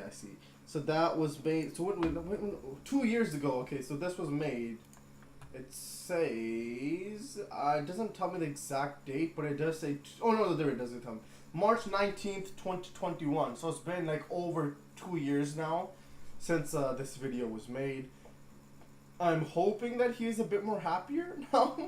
I'm hoping so. But yeah, hopefully this guy is not as pissed off anymore with the Sonic franchise.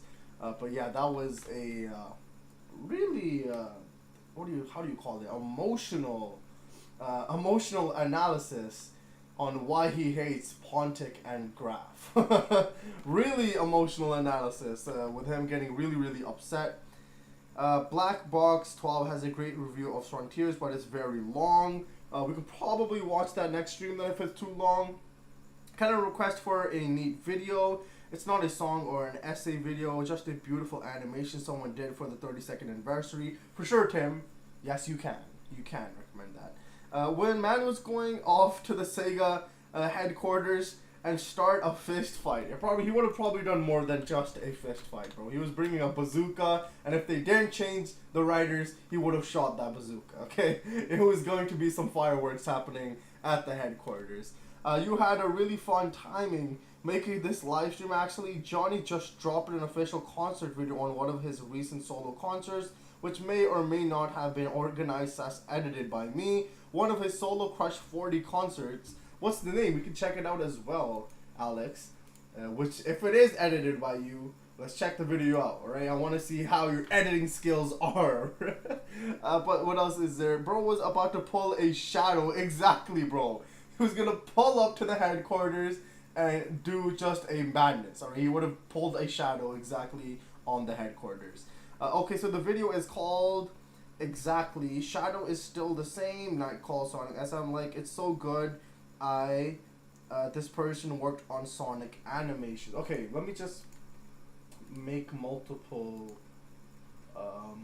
search bars so I can have everybody's video ready to go. You can just search Johnny Goalie Too Many Games 2023. Okay, I will do that, Alex. Just 1 second, and I shall put up all of these recommendations. Next you can watch is Why Movie Tales. Wait, where is it? Why Movie Tales is Great. The PJ Show. Okay. So that's the video. Okay. Then it was Shadow's character got ruined way before the 2010s. No worries, the movie tale video is about 12 minutes too. I got you, KR, I got you. I have it on the screen. Man, it was Tim's recommendation. Okay, it was called Shadow is Still the Same. I don't know how to put that animation thing, but let's just do Night Call Sonic SFM animation. I think it should be here. Is it by yeah, I think it is this. Okay, it's 1 minute and 26 seconds. Is it by Dia Kitty? I think it's Dia Kitty. I think it's something like that. But Tim, is it 1 minute and 26 seconds? I think because that's exactly word for word what the video is. Oh, don't worry, for mine it's only 1 minute and 25 seconds long. Okay, there we go. Okay, I got you. Shadow literally transformed into an edgelord for no reason. Oh god. Okay, let's find Alex's video. It was Johnny.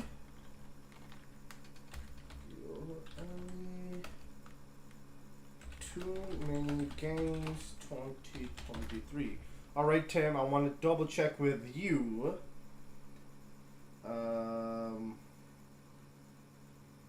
Where is it? Too Many Games.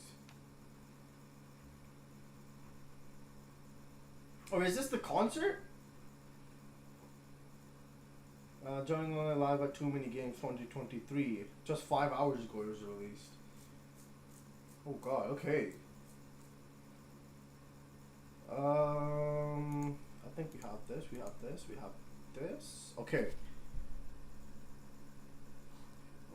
Seriously, strongly agree. Okay, hold on, let me see what you guys are saying. Shadow Transform. Seriously, strongly agree. It's on his YouTube channel. It is the Katie, by the way. You were right. Okay, I have found the videos. 1 second. There we go. I just need some of the fan. All right, let's watch. Okay, let's quickly watch the animation then. Yashadow's character has changed quite a bit recently. Wait, we'll watch the kitty, Dia Kitty first because it's only like 1 minute and 25 seconds. We'll watch this animation. Just give me 1 second. And then we'll watch the Tails video. And wait, just happened. Whoa, what is this captions? Hold on, what? Russian? The captions in Russian? Okay, well, I understand. I don't understand Russian, so yeah, we're not gonna turn the captions on. Okay, we'll see what this video or animation has because apparently Tim says it's really good. Okay, so Shadow is still the same. Let's watch it.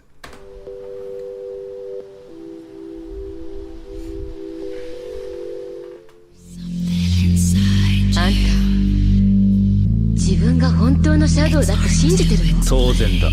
あんたのその記憶こそ偽物かもしれないのよ。たとえ僕の記憶がフェイクだとしても、僕にとってはそれが全てだ。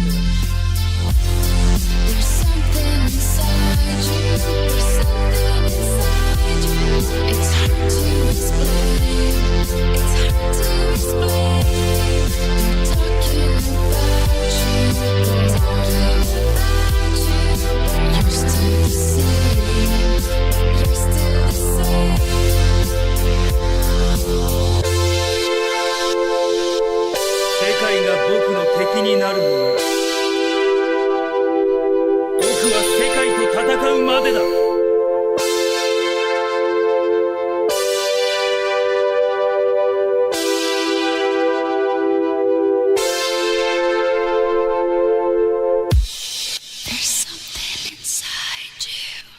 Okay. That was, if you want to use my animation, please don't forget to credit me. Yes, we shall credit you. Animation by Dia Kitty, and all of these things that were used, I think, to make it. That was a really good animation. Oh my god. Okay, there we go. Dia Kitty. This is the video name. And yeah, that was, that quality though. Damn, bro. Damn. That quality was pretty damn good. Not gonna cap, bro. That Tim, I like that. I like that quality, alright? It was really nice. But let's see what you guys have been saying. We've barely been reacting to music today, surprisingly. We haven't listened to any music today, yeah. You don't need them. Hello, Alex. Nice seeing you here. Hello, Joseph. It's a little short, but I hope you enjoyed it. Dear Kitty is so good. It was a nice animation. It was a really good animation. Yeah, that was a nice little video. That was a pretty good animation. Yep, everybody liked the animation. It was pretty good. I enjoyed it as well. Now we were watching Why Movie Tales is Great by The PJ Show. So maybe it's a positive video this time, though, because he's saying Why Movie Tales is Great, okay? I'm looking forward to seeing some positivity from The PJ Show after what we just watched from him. Which was a lot of hate. A lot of hate. So let's just see what we will see in this video. Next, oh, well, hold on, wait. Okay, there we go.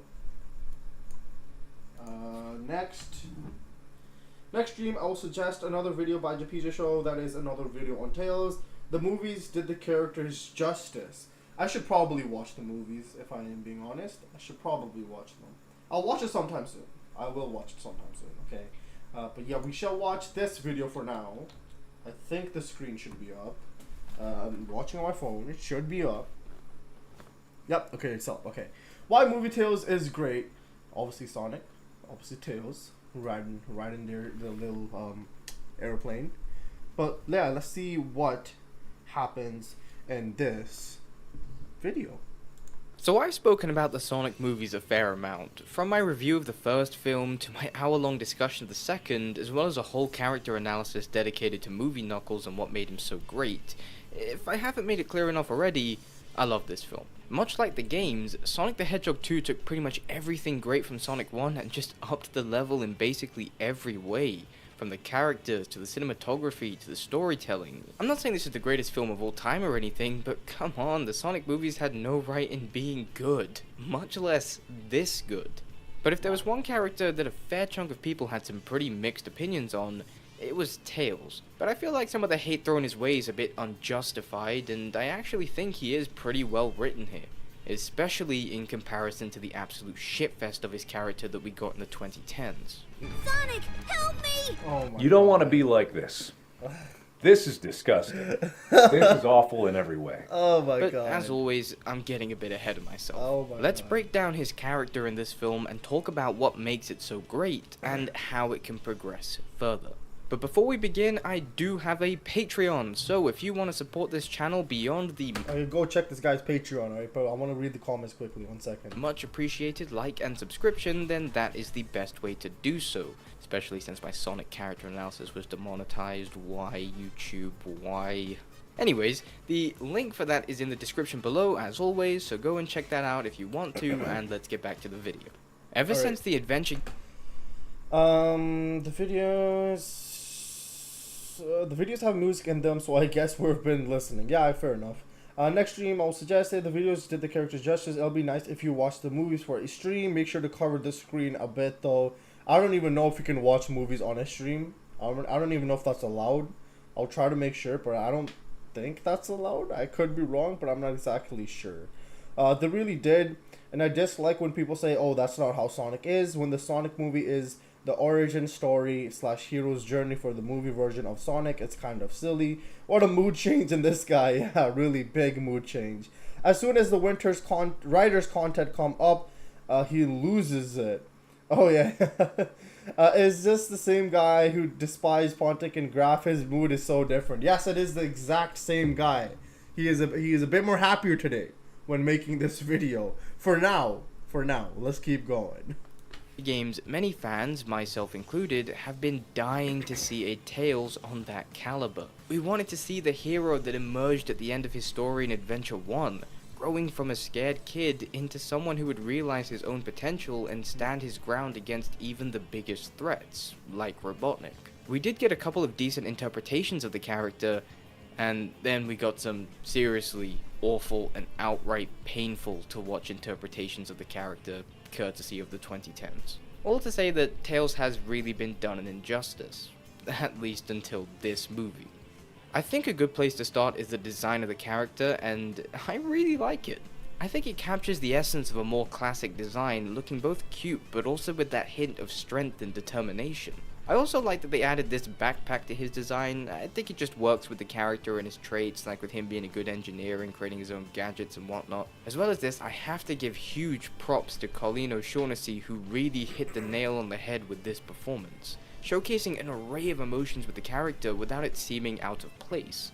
This is definitely my favorite Tails performance so far. The movie, though, brought Tails back to a state similar to his early Adventure 1 incarnation, showcasing many of the characteristics that were introduced and developed in that story. Seeing as I already have an entire character analysis about Tails in the games on the channel, there is no real reason for me to dive into his video game counterpart all that much outside of a few select examples, so feel free to go and give that a watch if you haven't. One thing this movie does pretty well is it actually gives us a reason for Tails' insecurity. We learn that Tails was actually ridiculed and made out to be an outcast on his home planet because of having two tails, leading him to being alone and a bit isolated. This would obviously make him unsure of himself and was actually what led him to meeting Sonic in the first place. You see, that shockwave that Sonic emitted in the first film was actually galaxy-wide, and Tails, using that, was able to track Sonic to Earth and actually watched him as he lived on that planet. The whole watching Sonic thing can seem a bit creepy, but I think it was just innocent entertainment for Tails. Again, he was shunned and friendless, so it would make sense that he would follow in some of these weirder solo adventures. Plus, for him, Sonic was someone to look up to. Sonic himself was also an outcast on Earth, and seeing Sonic making the best of his situation and never giving up helped Tails to see that he has value himself, allowing him to, probably for the first time, see himself in a positive light when he probably just saw himself as everyone else saw him, as a freak. I love that his admiration for Sonic here is actually explained and given more context, which is something that the games never really went out of their way in explaining. Just watching Sonic though didn't completely cure Tails of his insecurity and fears. I mean, it'd be a goddamn miracle if it did. We see several times in the story where he's just not sure of his ability in aiding Sonic, or is just outright scared. Take, for example, the Siberian dance sequence. There's a moment where everyone is just chanting at Tails, calling him a freak, and Tails is frightened here and is probably getting flashbacks to the shunning on his world. Hell, he even outright says, I can't do this, Sonic! I'm not brave like you! My gadget got us in this mess, and I lost your map, and we're gonna get tossed into a fire! However, it's Sonic believing in Tails that actually boosts his confidence, further giving credence to their growing friendship. Another example is when they actually discover that they have to go to Siberia in the first place to get an artifact to help them in their quest. Tails is immediately reluctant to go, saying that he isn't a field guy and that he's just here to warn Sonic about Knuckles. Hold up, you have a lot to say. Well, I'm half tempted to bring up another animation, but it's a 180 in mood change compared to the first one I pitched to you today. More silly. Oh, I didn't know that. Well, it's okay. You could still recommend it to him. I wouldn't mind. He straight up became the opposite of a hero in Forces. Oops, typing in the wrong chat. Fun. Watching movies on a stream would be incredibly difficult. Indeed, as you say, it would get copyright striked, and you could try to get around it, but covering it up with all kinds of stuff. Yeah, it's just not, there's no point in doing that if I just cover up the whole entire screen and you guys get to watch nothing. It's probably not fun. Tails is the only character who kept his game voice actor, and I love it. Tails has always been bullied no matter what version of the character it is. Wow, okay. I think Real should just watch it on his own. As fun as streams are, I feel like with a movie, I'd rather have it paying attention to way more than at the chat. Yeah, fair enough. I would be reading a lot of the chat if you are watching it on the stream. Yeah, movies on stream is a mess. You could make a heavily cut down video after and get away with that, but yeah. Oh, I hope that doesn't sound bad. I mean, myself included in the chat. No, I understand, Tim. I understand. Also, this video is a bit of a soft spoiler for the movies, I suppose, but not a big deal, I suppose. Not always he used to get bullied in the games. It was because of his two tails, but yeah, maybe on his own. Hey, boys, just showed up. Hey, Sean, how are you doing? Hope everything is going well. We are just watching why Movie Tales is great, according to the PJ show. So let's just keep going for now. Again, it's Sonic's belief that motivates him to go. This is similar to the games, well, Adventure 1 at least. There, Tails was always following Sonic and did get scared from time to time, mainly when he was alone. But he learned to manage his fears and gained the courage to act independently by the end, and we do see that a bit with this film. Like when he was injured by Robotnik, he wakes up from unconsciousness and the first thing he tries to do, even while injured and barely able to fly, is help Sonic. Or when Sonic is getting his ass kicked by Knuckles, he drives by in a cop car and rescues him without a second thought. Hell, even in the prequel comic, which is canon by the way, he finds out that Knuckles is going after Sonic, and so he travels through all kinds of worlds, encountering many dangers just to get to Earth to warn Sonic, because he had that much of an impact on him. And even by the end of the film, he was right there ready to take on Robotnik with the others. We can see clear character growth here, but I think it's important to note that his confidence mostly derives from Sonic. It isn't until the end of the film that Tails seems to have his own aura of confidence about him, and I think that's because Tails just hasn't completed his character arc yet. Unlike Sonic and Knuckles, who did have full arcs in this film, Tails seemingly doesn't, and I believe that that is because of character focus. If the writers tried to give Tails a complete arc in this film, along with the other characters, then it could have resulted in the characters not getting enough focus because it split too much, leading to the characters themselves feeling quite flat and not as fleshed out. I think that the choice to primarily focus on Knuckles here was a really good one, and it's clear that they are definitely setting Tails up to fully complete his character arc in the next film. I do think that Tails' character arc should continue in similar vein to the games. Well, the adventure games, not the new ones.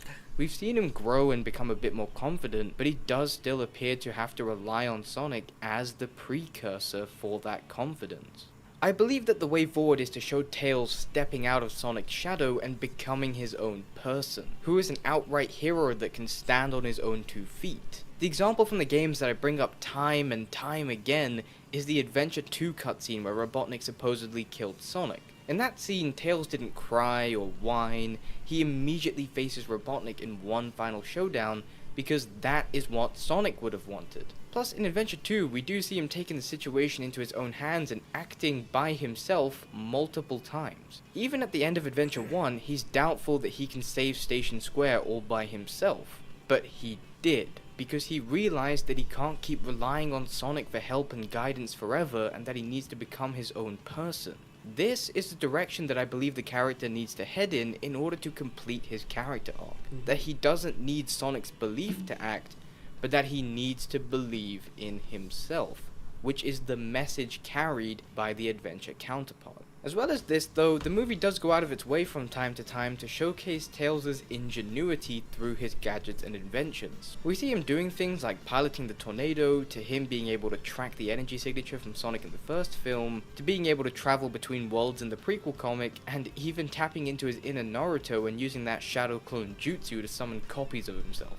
He built all of this. There's a segment of the film as well where Maddie and Rachel use his gadgets whilst he's unconscious, and whilst I would have liked Tails to use them, it does still showcase his genius. Again, I believe that this is all part of the build-up of his character arc, displaying that he has the potential to rival Robotnik in terms of genius, similar to the dichotomy seen in Adventure 2 between the two characters.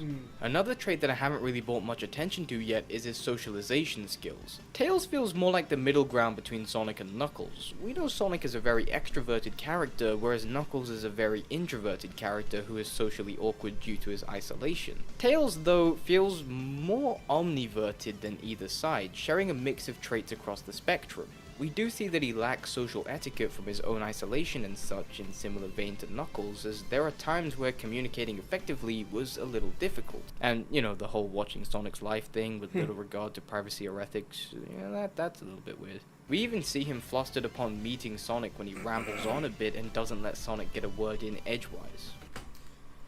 I just want to read quickly. Also, on top of streaming movies, if you try to do it, you'll find you'll have a lot of difficulty even capturing the movie with OBS to begin with. Basically, every streaming service has copyright protection and blocks programs like OBS from capturing it. Had a long day, but happy to be here. Well, I'm glad to see you here myself, Sean. Hey, Sean. Hey, Alex. It would just show up as pure black on the stream. Nothing would come through. Hi, y'all. Of course, Tim. Hello. But the stream paused again for no reason on me. Uh-oh. That's not good. Recently I saw a post about why Tails cowered in forces. It's a bit of a stretch, but the pose of crouching and something Tails has done a few times in comics and the games, and people think that it's just Tails' auto response to danger. Probably does it to thunder, which he chronically is afraid of. Well, I'm not exactly sure, but maybe. But that wouldn't be a good response to danger. Just hide. Under your tails. That's probably not the best response. Rest is headcanon though. Yeah, I'm not exactly sure if I'm sold on that or not. It is an honor to finally meet you, Sonic. Is it okay if I call you Sonic? Everyone calls me Tails. You're probably wondering why. I will also say that Movie Tales here suffers a bit from the old tell don't show, mainly in terms of the backstory. It's something that's glossed over fairly quickly in a bit of expository dialogue, and I think that the movie could have done a much better job in actually portraying this to the audience. You know, maybe we could get a flashback or something like Knuckles got. What is this home planet? Why can't we see it? You know, stuff like that. It just feels like this was a bit too brushed aside here. As well as this, I'm not the biggest fan of having to read a comic book as a prerequisite to get the entire series of events leading up to the film. I think that they probably should have diverted some of the time from, say, the wedding sequence and used that to properly showcase his backstory. There's also criticism from people about Tails' screen time or lack thereof due to him being knocked unconscious in the middle of the film. Again, I would have liked more screen time, but I do believe that this was done a bit purposefully to show that Tails doesn't quite have the durability of characters like Sonic or Knuckles. He is pretty much the brains of the operation. Ultimately though, I really like this interpretation of the character. We have yet to see him complete his character arc, but from what we have seen, this is a very faithful adaptation of the video game character. There are some differences made to his origin and by proxy his reason for following Sonic when compared to the games, but they're actually well written and integrated here. Plus, I'm okay with these slight deviations being taken with the character here, as this is a completely separate universe to the main canon, similar to how I felt about Knuckles and Sonic. But this movie shows him as the shy, ingenious, and slightly introverted character with lingering insecurities that are assuaged by his idol. By the end, we're starting to see him come into his own character by him jumping into the action and taking Robotnik head on. And there is still plenty of room to grow. He isn't a pointless addition, an arrogant prick, or a complete coward like in the 2010s. He shows his courage and determination and starts to become the hero that we all know him to be. Now, all he has to do is just believe in himself. Well, thank you guys for watching. If you did enjoy the video, then feel free to like and subscribe to the channel to keep up with all future content. If you really love the content and want to go even Alright, I think that's about it. Obviously, go check out the PJ show, make some pretty good videos. But yeah, honestly, Tails, I mean, I haven't watched the movies, obviously. But I feel like from what he has explained to us, it would kind of make sense to why they focused more so on Sonic and Knuckles. They gave Tails enough screen time, I would like to say, but not too much. You know, I feel like maybe movie number 3 might dive a bit more into Tails. I'm not exactly sure, obviously, but I feel like it just makes sense. You know, I feel like it just makes sense that we get more information on Tails and maybe his background in general. Like example, like they showed us Knuckles' hometown and stuff like that. You know, what happened to him when he was smaller. Kind of want to see that what happened to Tails when he was younger. You know, how was he bullied? What happened? What led him to getting away and stuff like that, you know? So maybe they'll do that. Maybe they'll do these flashback minutes or flashback sequences in the next movie. Obviously, I have absolutely no idea, but that's just my quick thoughts on what we just watched. And let's see. To Movie Tales is another reason why I love him. You get to see why I love Tails as a character, because he can be a hero, but he just under bad writing in the 2010s, from quote unquote dumb and useless. Yes, I think that's probably one of the reasons why. All the video game movies are in kind of a bit bad. I'm surprised the Sonic movies helped and showed what these characters should be. Kind of a bit bad. I'm surprised the Sonic movies helped. Yeah, surprisingly, the movies is really well received. You know, it seems like everybody mostly just loves the movies in general. As he showed us the reviews as well. I think it was like 95% people really loved the movie. I had a rough day, but I'm here now. Well, Sean, I'm sorry about the rough day, but I am happy to see you here, and hopefully we might make it a bit more better than what it has been so far. Waves, Tim, hello, I see you. Okay, so I keep recommending fan animations because it's so cool. Seeing the dedication people have for the blue pin cushion. It's 25 minutes though. What's 25 minutes? I'm not sure what you're talking about. It's 25 minutes. So I will request Sonic MMD. Why Sonic is awesome. It's a bit of a old. It's a bit old by this point, but still pretty sweet. That's fine. That's fine. We can quickly watch that too then. How come you don't see my messages about Shadow? I don't see any other messages. It's on top. I mean, it's on all messages. So unless it's, oh, hold it. Maybe it's over here. I don't see any other messages, unfortunately. So that's why I didn't see your Shadow messages. Because I don't see them. I don't. It's not on my screen. Deeper Death Chamber. Yes, I do have that as well. Sayla, I shall listen to that. My bad. I shall listen to it. Oh, mine is 3 minutes and 30 seconds. He has a video about him that's 25 minutes. 3 minutes and 53 seconds. Sorry. Yeah, I'm not seeing any messages either. Yeah, I'm not seeing any Shadow messages, unfortunately. So that's probably why. But yeah, okay, we'll watch. So I'll request Sonic MMD. Sonic is awesome. Oh, no, that's not what I wanted. No!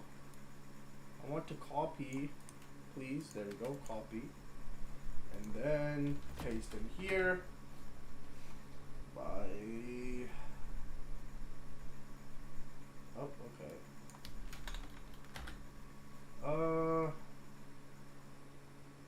I am trying to find the video, Tim, but so far, okay, there we go. Okay, I found it. Okay, so I found that video. What else? Death Chamber. I have that as well. And then it was me neither, actually. And for True Story lyrics, music. Okay.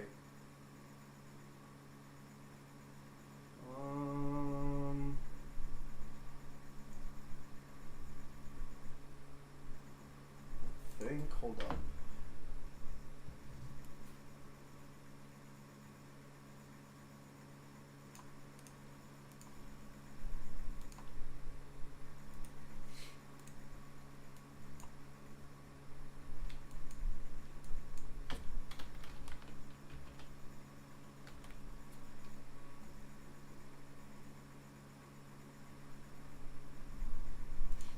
Hold up, sorry, I'm just trying to find the videos.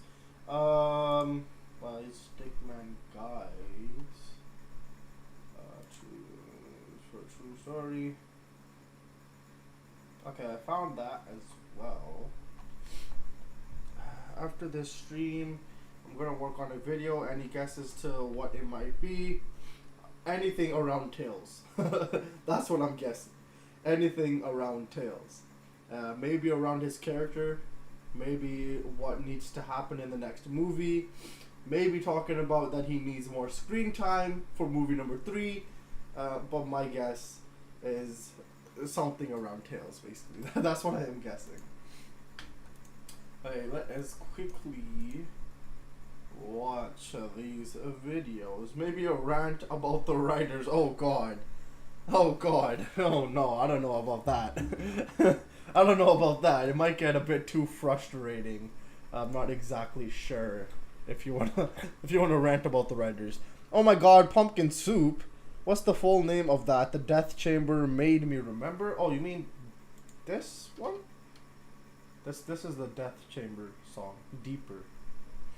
This is what we're gonna check out for one of the videos. Okay, but let's check out why Sonic is awesome. And of course there's an ad. Of course. Well, yes, brisk. Thank you. I can stay calm even if I'm talking about Pontic and Graph. Okay, then you make a video if you can stay calm about it. But I think people probably want to hear you upset. They don't want to hear you calm. Because if you're upset about something, you want to sound upset. You know, you don't want to sound calm. Or people are going to get upset at you. So, yeah, I don't know if you have to stay calm. Or I don't know if you have to express your emotions. But if you express your emotions, it's going to be something really, really angry. But let's just see why Sonic is awesome. Look at these graphics, bro.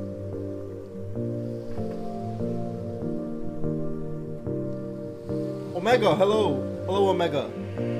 The air is thinner as we climb.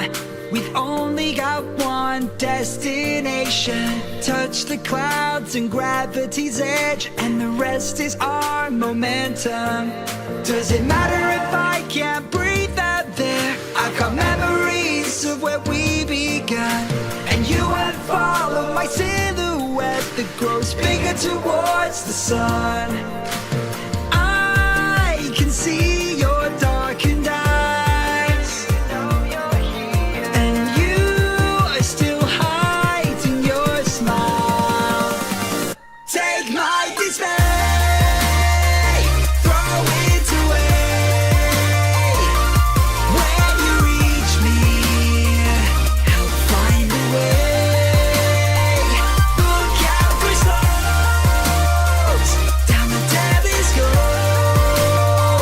And when you reach me, I'll let you stay. How many times do we have to write our names in the sand so they don't wash away? How many times do we leave our mark? I've been worried if you'll be okay. I can travel the world in an instant, even though there's a fear of the distance. But for you, I know I'll stay right here. And I can see your darkened eyes, and you are still hiding your smile. Take my dismay, throw it away. When you reach me, help find a way. Look out for slopes down the devil's road. And when you reach me, I'll let you stay.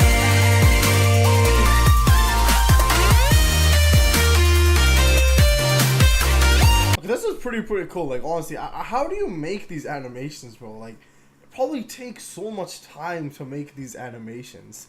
Like, I don't know how long would it even take. Like, I don't have that type of patience. I wish I did, but there ain't no way, bro. I'm spending days or months or however long it is to make this look as perfect as it is right now. You know, like, I can't. I just can't. I don't have that patience. I just like to do something quickly and then just like boom, okay? But this, it probably takes a lot of time. You know, it probably takes a lot of time to animate every single thing that we are seeing on our screen.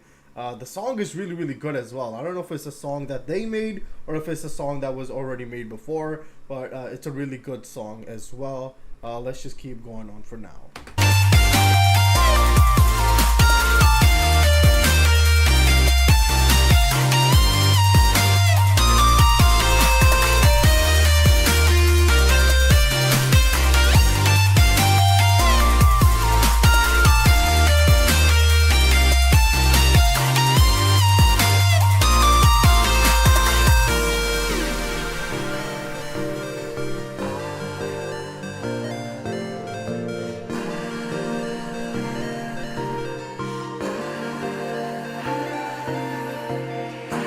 I don't want to miss you when you're sailing by.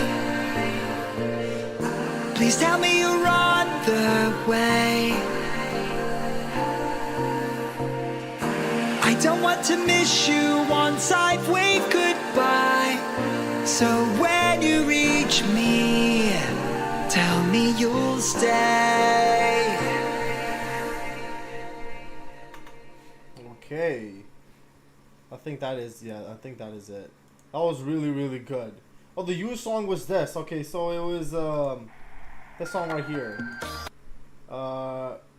This song was used, and that's about it, I guess. So that's about it. That's all it tells us for now.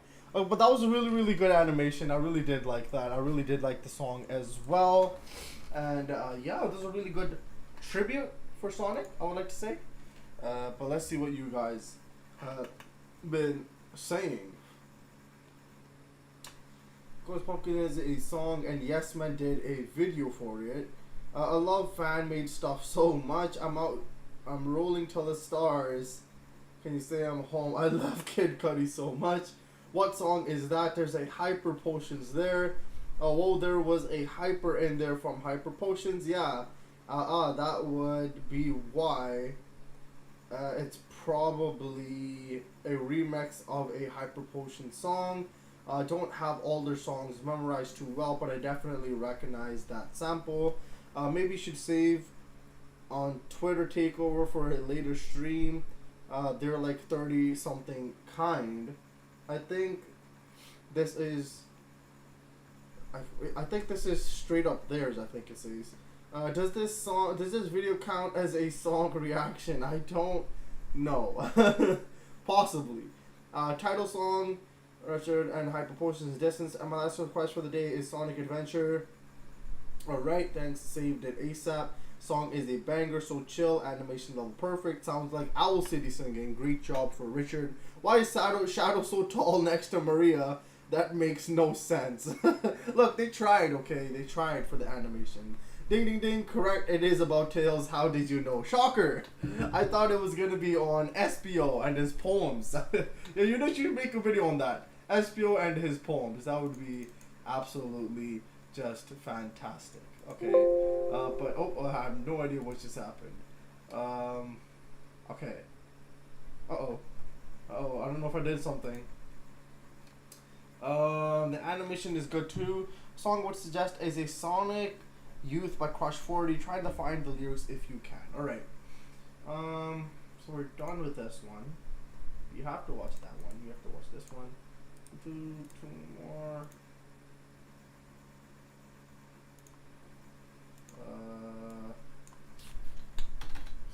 One was, just hope you read my suggestions as a suggestion and not just me talking. I hope you read my suggestion as a suggestion. Wait, which suggestion are you talking about, Tim? What suggestion? Did you say another suggestion? I'm not exactly sure. A song by who, you say? Yeah. Can you say that once again, Sean? Who is the song by? Just to double check, you know, just to make sure. I didn't hear you properly. What song? Who is it by once again, Sean? Sonic Youth.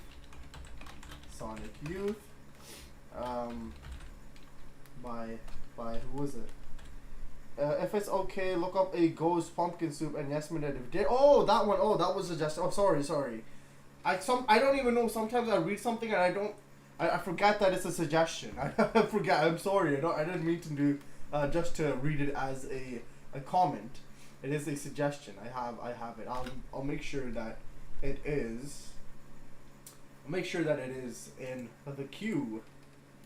But yeah, let me find the queue as 1 second. If it's okay. Sonic Youth by Crush 40. Did you not see it? I did see it, Sean. I was just double checking. That's all. Oop, be right back. Okay, Tim. Sonic Youth is a really meta song that talks about how amazing Sonic fans are and how dedicated they are. Okay. Crush 40 once again with just another amazing song, it looks like. But I'll try to find the lyrics. And with the lyrics. Okay, it says with lyrics, so hopefully it is with lyrics. How long is this song? 3 minutes and 36 seconds, it says? That's what it says, I think. Yeah, no, I think this is the one. I'll just put that one on. Okay, I'll put this one on. And then the lyrics are full of references to other songs. Oh lol, there are some other fan-made songs I want to suggest, but next week. Okay, oh my god, I got you. Hold up, I'm trying to find.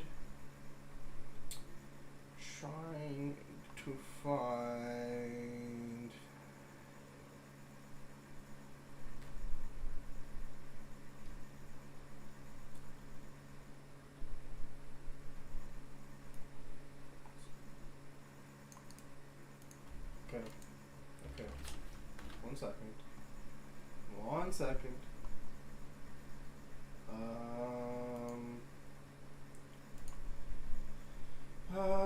Yeah, it's a tribute Crush 40 made. The lyrics include many songs they made for the series. Why Shadow is the best Sonic character and how he was misinterpreted by the PJ show.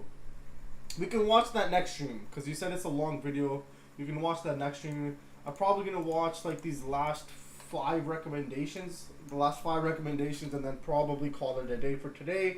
I don't want it to be too much of a long live stream as we did last week. I just want it to be a bit more chill. So I think around 2 hours or 2 hours and 30 minutes or something. How long has it even been? I can't even see. Yeah, 2 hours already. It's pretty long. Yeah, we'll see. We shall save that. We shall watch it next stream. But it's already been 2 hours. So last 5 recommendations I think should be good for today. And then we can do obviously another live stream with a lot of other recommendations that you have guys have for the next Sunday. Oh, what was the last video? I think it was by there was Sayla. Okay, my last request for today is Sonic Adventure Lazy Days Living in Paradise by Grim Paper. Alright, Sayla, I hear you. I hear you. I hear you. I hear you. I hear you. And I found the video as well. Okay, so these are the last 5 recommendations for today. Make it fine. Make just for you, Omega, because you didn't have a suggestion for today. Shall listen to one of your songs, so I'll make it 6. I have a request just a song by Kid Cudi. Please make it the finale. Okay, fine. I shall make it the finale. Oh my god, I shall. Okay. The videos I want to recommend are pretty long. Yeah, we can do that for next live stream. Ah, yes. Big's theme. Was it Big's theme? Oh, it is Big's theme. Oh, you are right, Sean. It does say Big's theme. Okay, we shall watch for True Story music video Sonic 2 OST. Who was this recommendation? Who recommended me this video? Because I forgot. Who recommended this video? For True Story. I think it was Sayla. Was it you? I'm not exactly sure. But we'll watch it by Stickman Guides. And obviously there's an ad, of course. There we go. I have skipped it, and we shall watch this video together.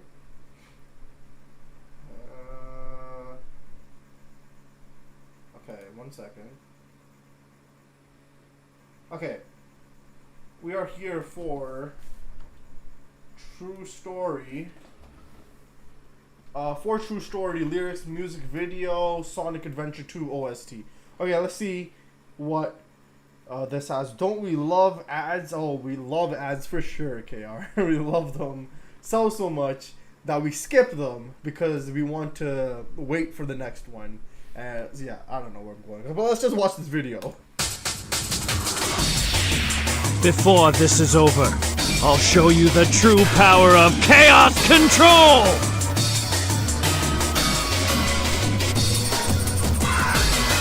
Alright, Shadow. Time for me to finish this!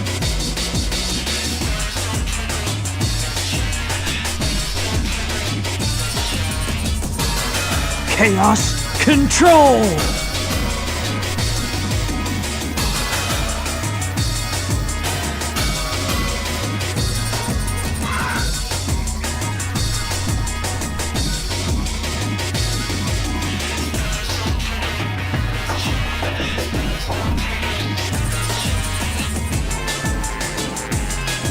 I'm the world's ultimate life form. There's no time for games. Farewell! Gah! Shadow, what is he?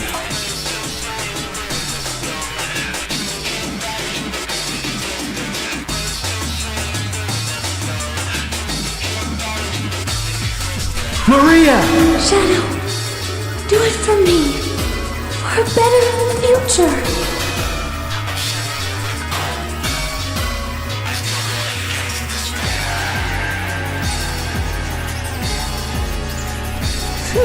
So far, so good.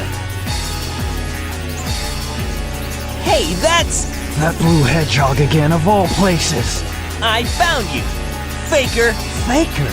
I think you're the fake hedgehog around here. You're comparing yourself to me? Huh, you're not even good enough to be my fake. I'll make you eat those words.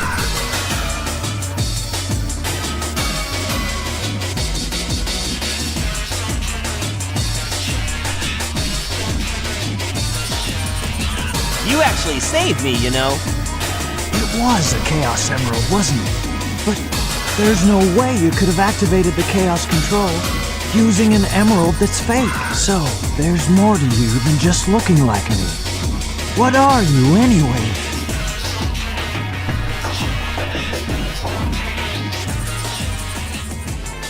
What you see is what you get. Just a guy that loves adventure. I'm Sonic the Hedgehog! Okay, that was a really interesting video. That was really pretty interesting. Don't we love ads, especially the unskippable ones? Yes, we love unskippable ads. We really do. We really love unskippable ads. But we'll go right into the next video. Are these the fans doing impressions, or are these the actual voice lines? It's the official. Yes, it's the official lines. It is the official voices. But yeah, well, we shall listen to Deeper Death Chamber, Sonic Adventure 2. We are listening to that next. And, yeah, let's see how this sounds. And hopefully it's good. I'm guessing it's going to be good, because I haven't heard anything bad. So yeah, I'm guessing it to be really good. So let's see how this one is.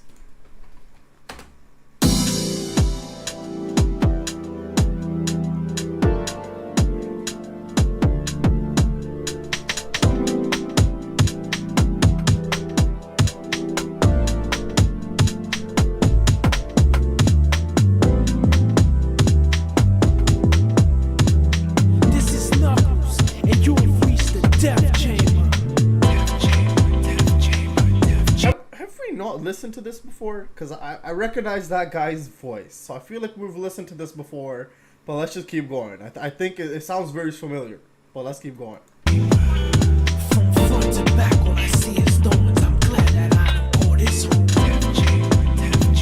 Death chamber. A lot of trick stuff that makes you fall into a trap. Welcome back, Tim. I see you. I'm back. Why, I never knew that piece of music had lyrics. You get skippable ads, while I get back-to-back ads that I can't skip. I'm sorry, KR. YouTube, I don't know what they have against you, okay? I don't know. I'm back, yes, welcome back, Tim.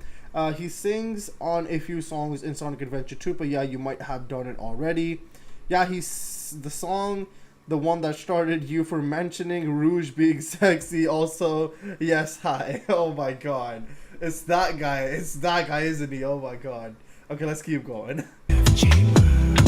Eggman wants to steal a soul, keep the emeralds and build a throne.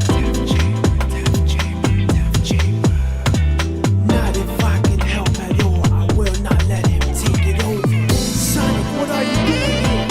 I heard you on a quest for the Master Emerald. You know me and you don't get along. I don't think that's the point right now, Knuckles. I know how much the emerald means to you, and I want to help get it back. Stop being stubborn and think. Well, I guess you're right. You're damn right, Knuckles. I know Eggman's secret station's here somewhere. All we have to do is find it. I know we'll need a key to get inside. That's our only way to find it. So let's go.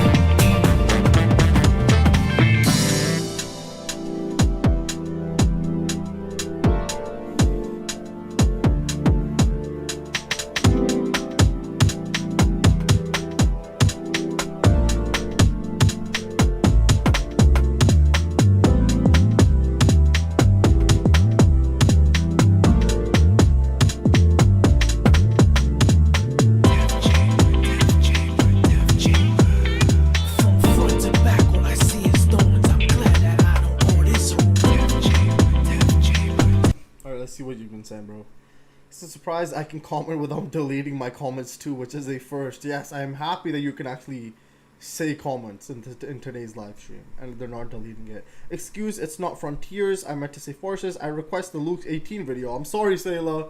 We're watching this now, okay? I'm sorry. I'll watch the Luke 18 video on my own, but we're listening to this for now, okay? I apologize. I don't think that's the point right now, Knuckles. Sonic T Hedgehog. Oh, I forgot he said damn right in this one. I changed your request, not Kid Cudi, but a song by Victor McKnight. Okay, I got you, Omega. A lot of trick stuff that makes you fall into a trap. A man wants to steal a soul, keep the emeralds and build a throne. Not if I can help at all, I will not let him take it over.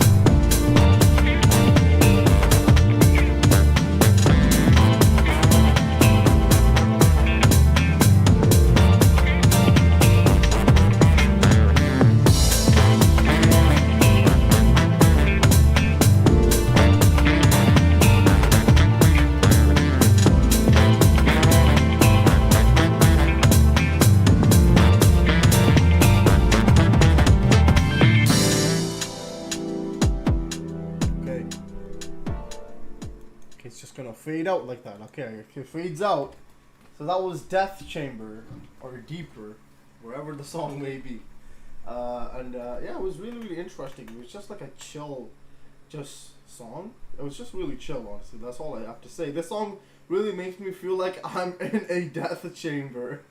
I don't know if you want to be in a death chamber, Sean. I hope so. I really do hope that you do not want to be in a death chamber. That's not somewhere that you want to be. But I should listen to Death Chamber on repeat more. Yeah, it is very relaxing. It is really, it's just a chill, relaxing type of thing, you know. It's a song for Knuckles. It was a song for Knuckles' stage, literally in a death chamber. I want you to watch a meme, but my message isn't appearing. Again, I don't see any of the messages. So honestly, I don't know. I don't know why it's happening. Hello, D's Nuts. Hello, I see you. Welcome to the live stream. We are kind of winding down. We have like 4 songs left. So yeah, we are kind of winding down. But it's nice to see you here either way.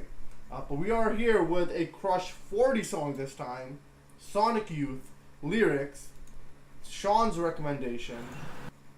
Of course, another ad, but I can skip it. There we go. We have skipped it. It was a car ad. Okay, so we are seeing Sonic Youth by Crush 40. It's a Sonic Forces Alkalos trailer. It's a meme. I think links don't work. If that's what you are doing, it's nothing malicious. Won't be sent, I think. Yeah, probably something like that. I'm not exactly sure. It's Crush 40 time. Yes, it is Crush 40 time. It is Crush 40 time. So we are going to watch and listen to this video by Crush 40, Sonic Youth. It will be lyrics on the screen so we can read along. And yeah, let's see what Crush 40 has to say in this song.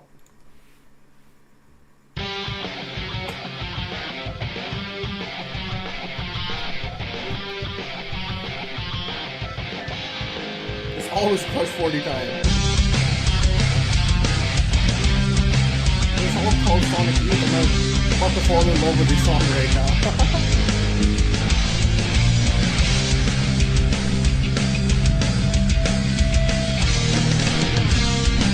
Well, I've opened my heart, and I've lived and learned.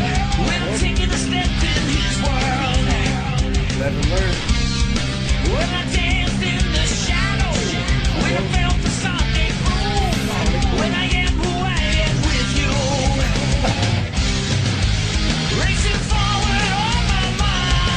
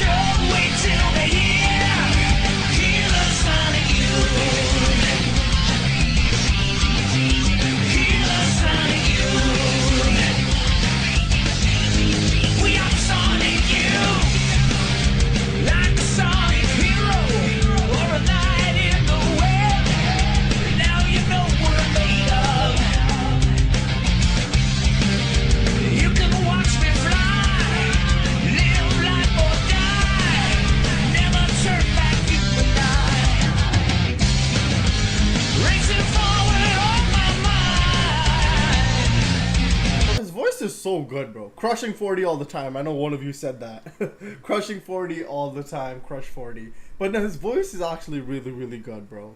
His voice is really damn good. It's Crush 40 time. There's a song called that. Yes, it's always Crush 40. Sorry, gotta go fast. No. Crush 40 doesn't do much for Sonic anymore. They need to come back at some point and do something for Sonic. I think they are, according to Alex. That they will be possibly on movie number 3. But I'm not entirely sure. But possibly. It is quite possible. They used all the titles. His World is also a Sonic song title, if you recall. Sonic Youth. Is it? I think. I'm not exactly sure. So yeah, for me personally, this isn't one of my favorites. Solid song regardless. He just has an amazing voice in general, honestly. I don't know what it is with his voice, but it's really, really good. And I like getting back into like this rock type of music. So I do enjoy it personally. I'm not exactly sure though if it's one of Crush 40's best songs, but it is still a really decent song. Hell, this song referenced all songs titles already. Crushing 40 all the time bars. Hear you Sonic Youth. Hear the Sonic Youth. We are the Sonic Youth. You know what I'm made of. Oh my god, literally all the song titles. Oh man, wait, did you ever get a request for a song called What I'm Made Of? I strangely don't recall. What I'm Made Of is the song. I'm pretty sure we have listened to What I'm Made Of. I'm pretty sure. I remember that title. So I'm pretty sure we have. No, His World is a song name. His World. I don't think we've seen that one though. Man, I love Johnny so much. Alex Burrows, I will be passed out if you guys do another Johnny calling to him in this stream like Games Cage got. I did say earlier there are loads of song titles in the lyrics. I think this was supposed to be the main theme for Sonic Generations. Well, sorry, Alex, I might have misread it. Or missed it. Okay, it's fine. It's okay, Tim. But let's keep listening to the song for now. Crushing 40 all the time. It never seems to disappear. Oh no, you can feel the Sonic Youth is near. Now don't you worry. It's a never-ending story. Stand proud. Let it out. Let it know. Let it show. Wait till they hear. Till they hear. Hear the Sonic Youth. Hear the Sonic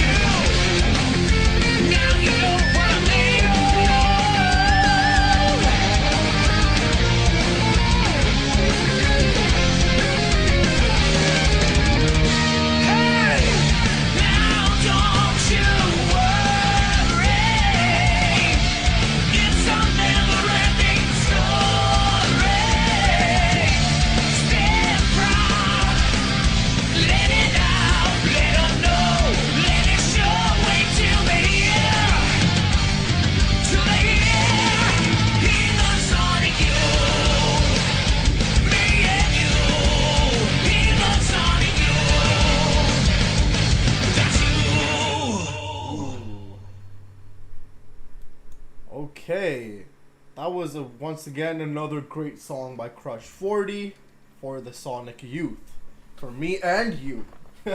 So obviously Johnny, his voice is just so good. He has such an amazing voice. The band also just makes such good music in general. But let's see what you have been saying. Well, sorry, you reacted to What I'm Made Of. It's the Sonic vs. Metal Sonic song. Yeah, I'm pretty sure we have listened to that. These nuts, that would make sense. Oh, okay, so he did good because it's a great song. Nah, they just made it for the sake of making it for their album, while EP, Rise Again. It was premiered for the first time at a Crush 40 concert in 2012. Hey, song, hey, me, oh, hey there. Bruh. You just start talking to the song somehow. A show that ended up getting recorded for a live album called Live, so there's your information overload on the song. Till the Hear the Sonic Youth, me and you. Sonic the Hedgehog, who I am, is actually my last request. Okay. Well, I'm gonna try to find it then. Crush 40 and these bangers. Yes, it is. Crush 40 is really good. They are really good at making music. But okay, so we're not gonna watch the theme of Big then, because Sailor said he wants Shadow the Hedgehog instead. So we're gonna watch Shadow the Hedgehog instead for his last recommendation, and then to end it all off, we will listen to Omega's recommendation, and then that should be it for today. And of course, Tim, I do have your recommendation as well for a Ghost Pumpkin Soup, which is I think a Halloween song, a special Halloween essay. So I think it's a Halloween song. We will watch that first, and then we will watch Sailor's recommendation, and then to finish off the day, we will listen to Omega's request. Okay, I don't know why that happens. Okay, Shadow the Hedgehog, Who I Am, by Silent Emerald. Okay, I'll find it right now. Who I Am. Okay, there we go. Okay, so we're starting off with Ghost Pumpkin Soup, then we're doing Shadow the Hedgehog, Who I Am, and then we are doing Omega's last video that he hasn't told me yet. He's been keeping secrets from me, but he shall say it really soon. But we'll start with a Ghost Pumpkin Soup from Sonic Adventure 2. This is gonna be interesting. And obviously it is a Yes Man 10 video, which, as you guys know, I absolutely love. I love the animations that they do for their videos. But let's see what's gonna happen in this song, because obviously I've never listened to it. Also, I see the Too Many Games 23 was silently dropped. Not to worry, it's really long anyways, so I wouldn't have expected you to watch the whole thing. Oh, I'm so sorry about that, Alex. I forgot about that. Sorry, I'm so sorry. Too Many Games 123. I'm not sure how long the video was. If you could tell me how long the video was, we could probably fit it in. But if you're saying it's a long video, I forgot to check how long it even was. I think it was over 30 minutes, but I can't remember. But sorry about that, Alex. I didn't mean to do that. I'm so sorry. But Sonic Adventure 2 is a Ghost Pumpkin Soup, animated lyrics, special Halloween. So I don't know what to expect. I don't know if it's going to be anything like Halloweenish in the lyrics. But yeah, we shall see. Hold on, what is it? Yes Man 10 probably did it for Halloween, but the song is for another Knuckles stage theme, which is Pumpkin Hill, very Halloweeny. It's getting pretty late. Pumpkin Soup. Yes, we were listening to Pumpkin Soup. Let's just see how this song is. You know me, the fighting freak Knuckles, and we're at Pumpkin Hill. You ready? I ain't gon' let it get to me, I'm just gon' creep down in Pumpkin Hill. I got to find my lost piece. I know that it's here, I can sense it in my feet. The great emerald's power allows me to feel. I can't see a thing, but it's around somewhere. I'm gonna hold my head, cause I have no fear. This probably seems crazy, a graveyard theory. Our ghosts try to approach me and got leery. Ask him a question and he vanished in a second. I'm walking through valleys, crying pumpkins in the alley. Didn't seem happy, but they sure tried to get me. Had to back them up with a fist metal crackle. I'm hearing someone saying, you a chicken, don't be scared. It had to be the wind, cause nobody wasn't there. I searched and I searched as I climbed up the wall. And then I started to fly, I went in deeper. Let it get to me, I'm just gon' creep down Pumpkin Hill, I got to find my lost piece. I know that it's here, I sense it in my feet. The great emerald's power allows me to feel. I can't see a thing, but it's around somewhere. I gotta hold my head, I have no fear. It probably seems crazy, a graveyard theory. A ghost try to approach me, he got leery.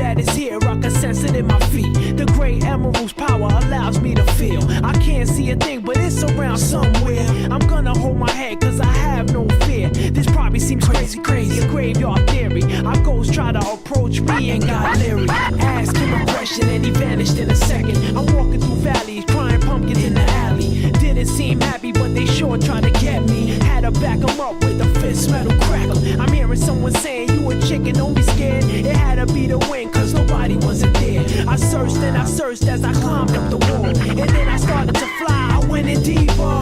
Let it get to me, I'm just gon' creep. Down Pumpkin Hill, I got to find my lost piece. I know that it's here, I sense it in my feet. The great emerald's power allows me to feel. I can't see a thing, but it's around somewhere. I gotta hold my head, I have no fear. It probably seems crazy, a graveyard theory. A ghost tried to approach me, he got leery. Spooky up in here, it's crazy in here. We still gon' keep it going, I'm Knuckles. Nobody scares me. Whoever wanted, bring it. I don't care, we can do this.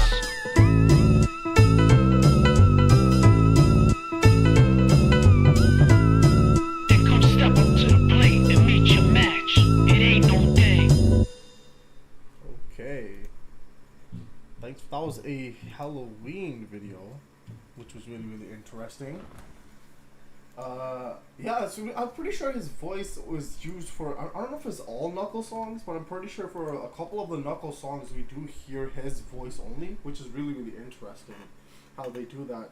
It was 55 minutes. It's a video of the full concert, but like I said, you don't have to watch it in full. If you do, we can watch the next live stream then, if that is, because I do want to see the full video of the full concert. So we could do a next live stream, Alex, if that is okay.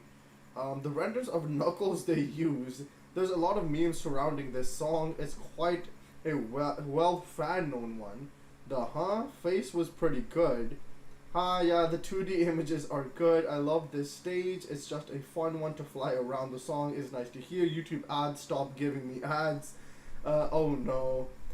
Final reaction, up to speed by Victor McKnight and an original song he made inspired for Sonic Movie 2. Yeah, sure, low. Okay, so we shall watch the concert next live stream, Too Many Games 2023. That's the first thing we'll watch then, okay, Alex? I promise to you that'll be the first thing we watch next live stream. So yes, okay, we shall watch it. I didn't just drop it out of nowhere. We shall watch it next live stream. It is just getting a bit late, and I don't want to go for another like 4 hours or 5 hours like last week. It's already been 2.5 hours. So we will watch this Shadow the Hedgehog, Who I Am music video, and then we'll end it off with Omega's Up to Speed. I want to suggest other Victor songs, but your thumbnail have movie Sonic 2, so we give Sonic 2. I forgot to recommend you the official Sonic artwork. There's official Sonic artwork. I have no idea. Victor's a great guy, Alex says. Alex, have you ever is it Victor suggest? Have you ever met Victor, Alex? I'm not exactly sure if Crush 40 and of them have met, but seems like you say he's a pretty good guy. So I'm guessing maybe I've met him. Worked with him on some things. Okay, there we go. Alex personally has seen Victor, and he has saying he is a very good guy. I'm going to take Alex's word for that. Who I Am, Shadow the Hedgehog. Okay, let's watch this one now. Second last video, and then we'll end it off with Omega's video. But yeah. Really, I love him when we're getting Crush 40 and Victor collab. I saw some of the Sonic pick arts on the wiki. It's really good. I want you to see it this stream, if not maybe later. Okay, we shall try. Omega, no comment. Alex cannot leak information, Omega. So yeah, do not ask him if they're getting any collaborations or anything like that. He can't leak any of this information. It is confidential, I guess, at the end of the day, for some of the things at least. So let's not bother Alex, Omega. Well, maybe we'll get it someday in the future, but I'm not too sure, obviously. But yeah, let's not bother Alex too much. Shadow the Hedgehog, Who I Am. Let's listen to this. I think it is a music video, so it should be really interesting as well. Let's just go.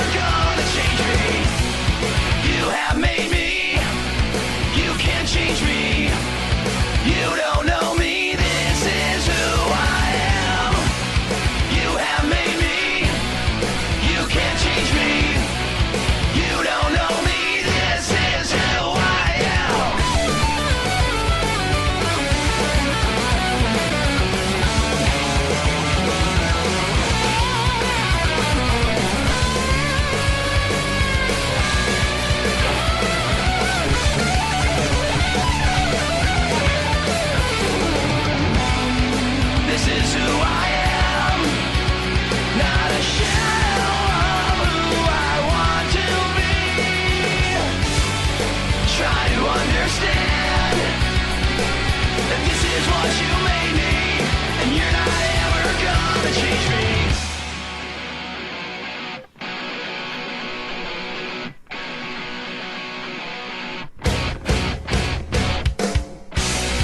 You have made me, you can't change me. You don't know me, this is who I am. You have made me, you can't change me. You don't know me, this is who I am. You have made me, you can't change me. You don't know me, this is who I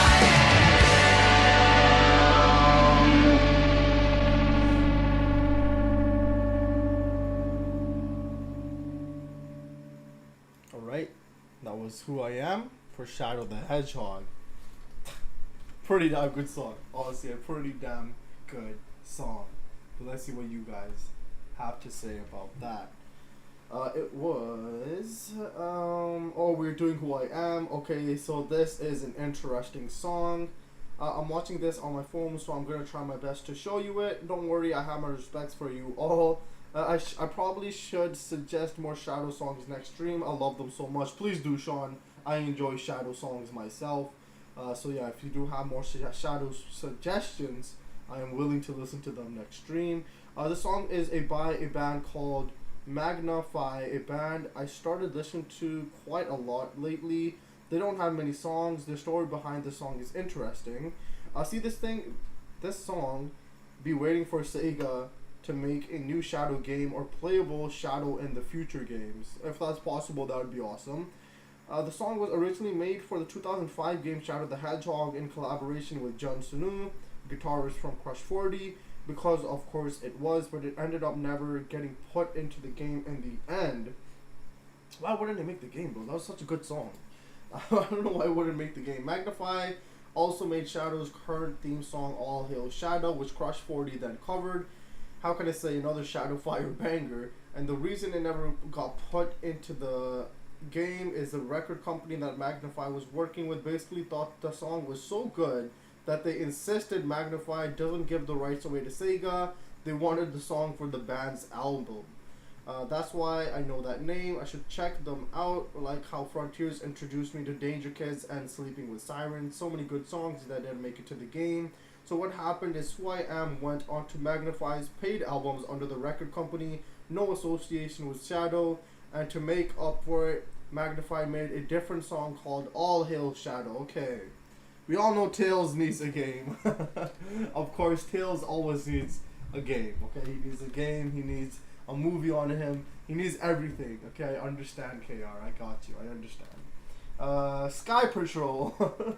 Okay, Tails, Sky Patrol. Alright, but we shall listen to Omega's last recommendation, which was called Up to Speed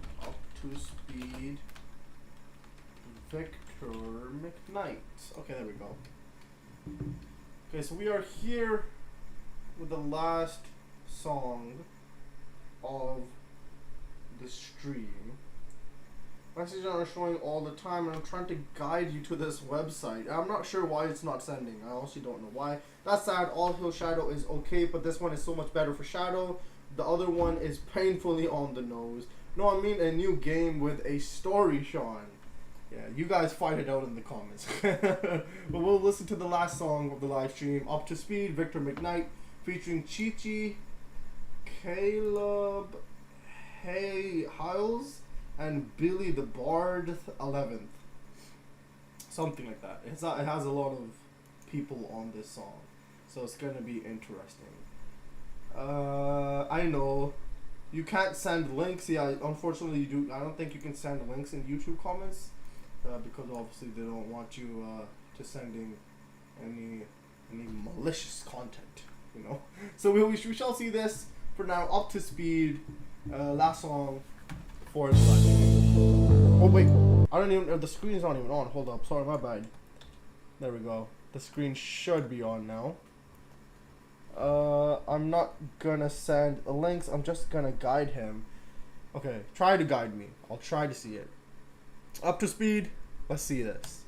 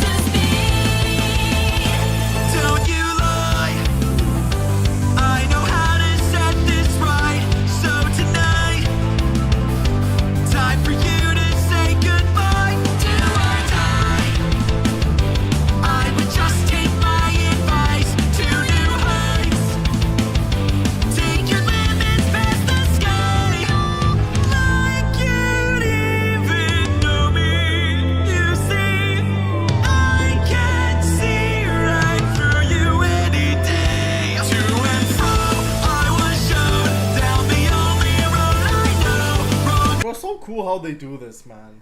You know, I don't know how all of these like people that come together and make songs like these, you know, make these videos and stuff like that. It's just so cool, bro. These people are just so talented in general, bro. Honestly, they're just so damn talented. But let's just keep going on for now. I just might get excessive in this fight. Won't back down, full stop now. Break the mold to end this round. Can't you see what will be? By the count of 3, I'll bring you up to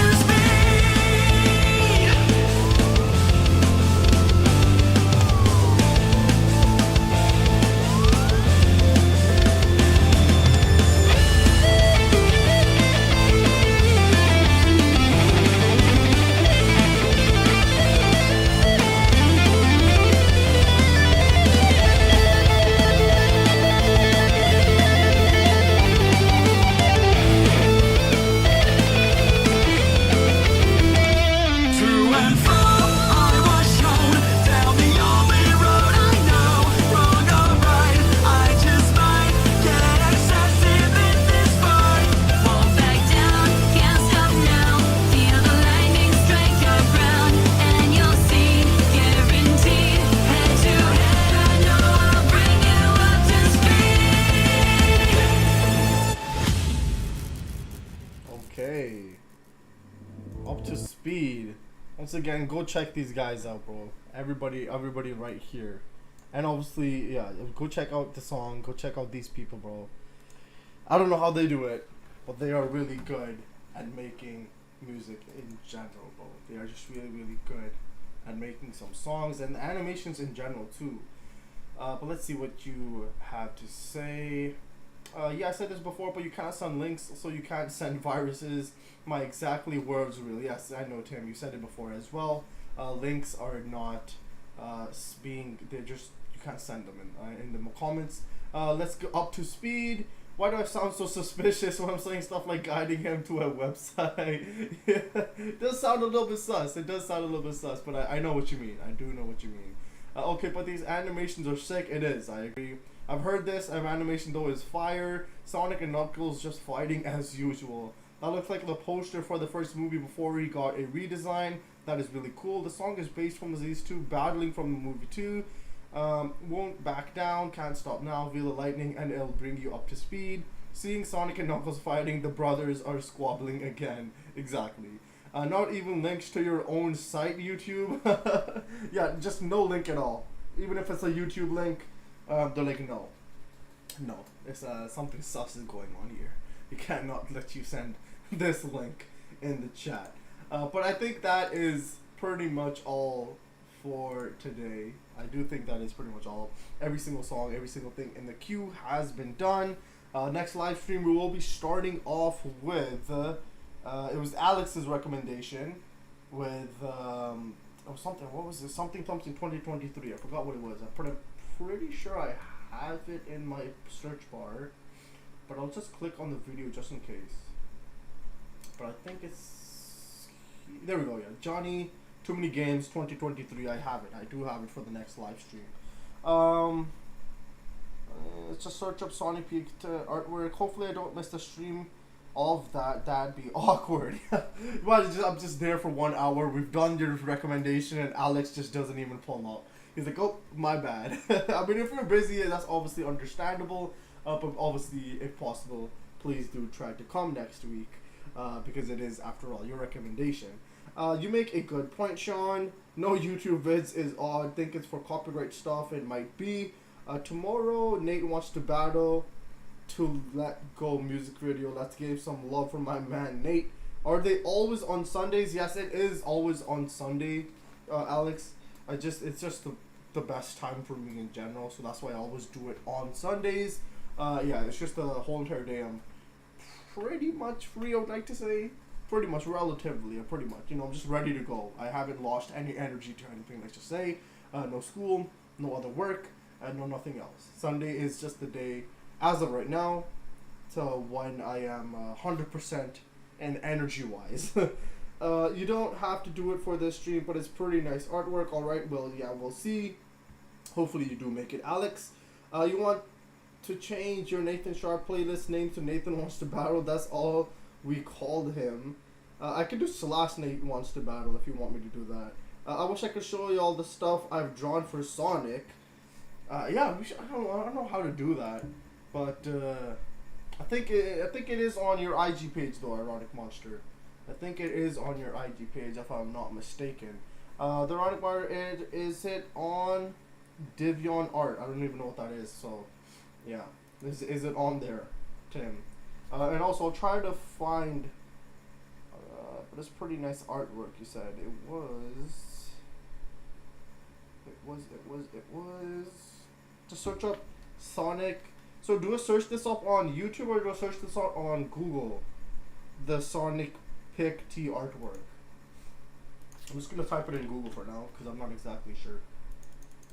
And hopefully I'll find something. Hold on, let me find it. Sonic Pick T artwork.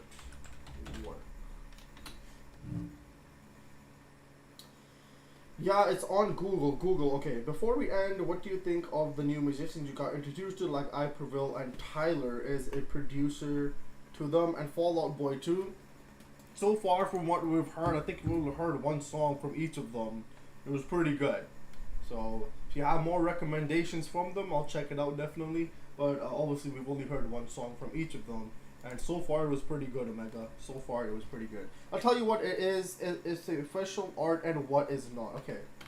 Well, do you just want me to go on images on Google's or what do you mean? Or do you want me to go on the fandom or I don't know where it is, bro. But I'm trying to find it. Sonic channel. I think you just want me to go on images, I guess. We'll just check out the images. We'll just check. Here, let me put the screen up so you guys can see. Let me see the screen. Yes, I'll let you see the screen. I think the screen is up. Yeah. Okay. Look, is it these images right here? Is this what you mean? Some nice images in general. Obviously, Rouge just admiring the emerald. Sonic, Shadow, Rouge again. Amy, Sonic. I think this is Silver. Silver, Sonic. Yeah, there's just. I think that's Blaze. I think this is the artwork that you are talking about, but I'm not exactly sure. It is nice artwork though. In general, it is nice artwork.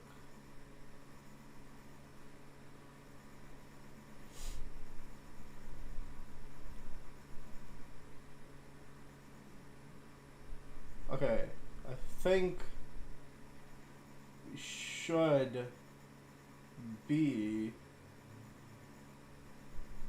I think we should be alright for now, I guess.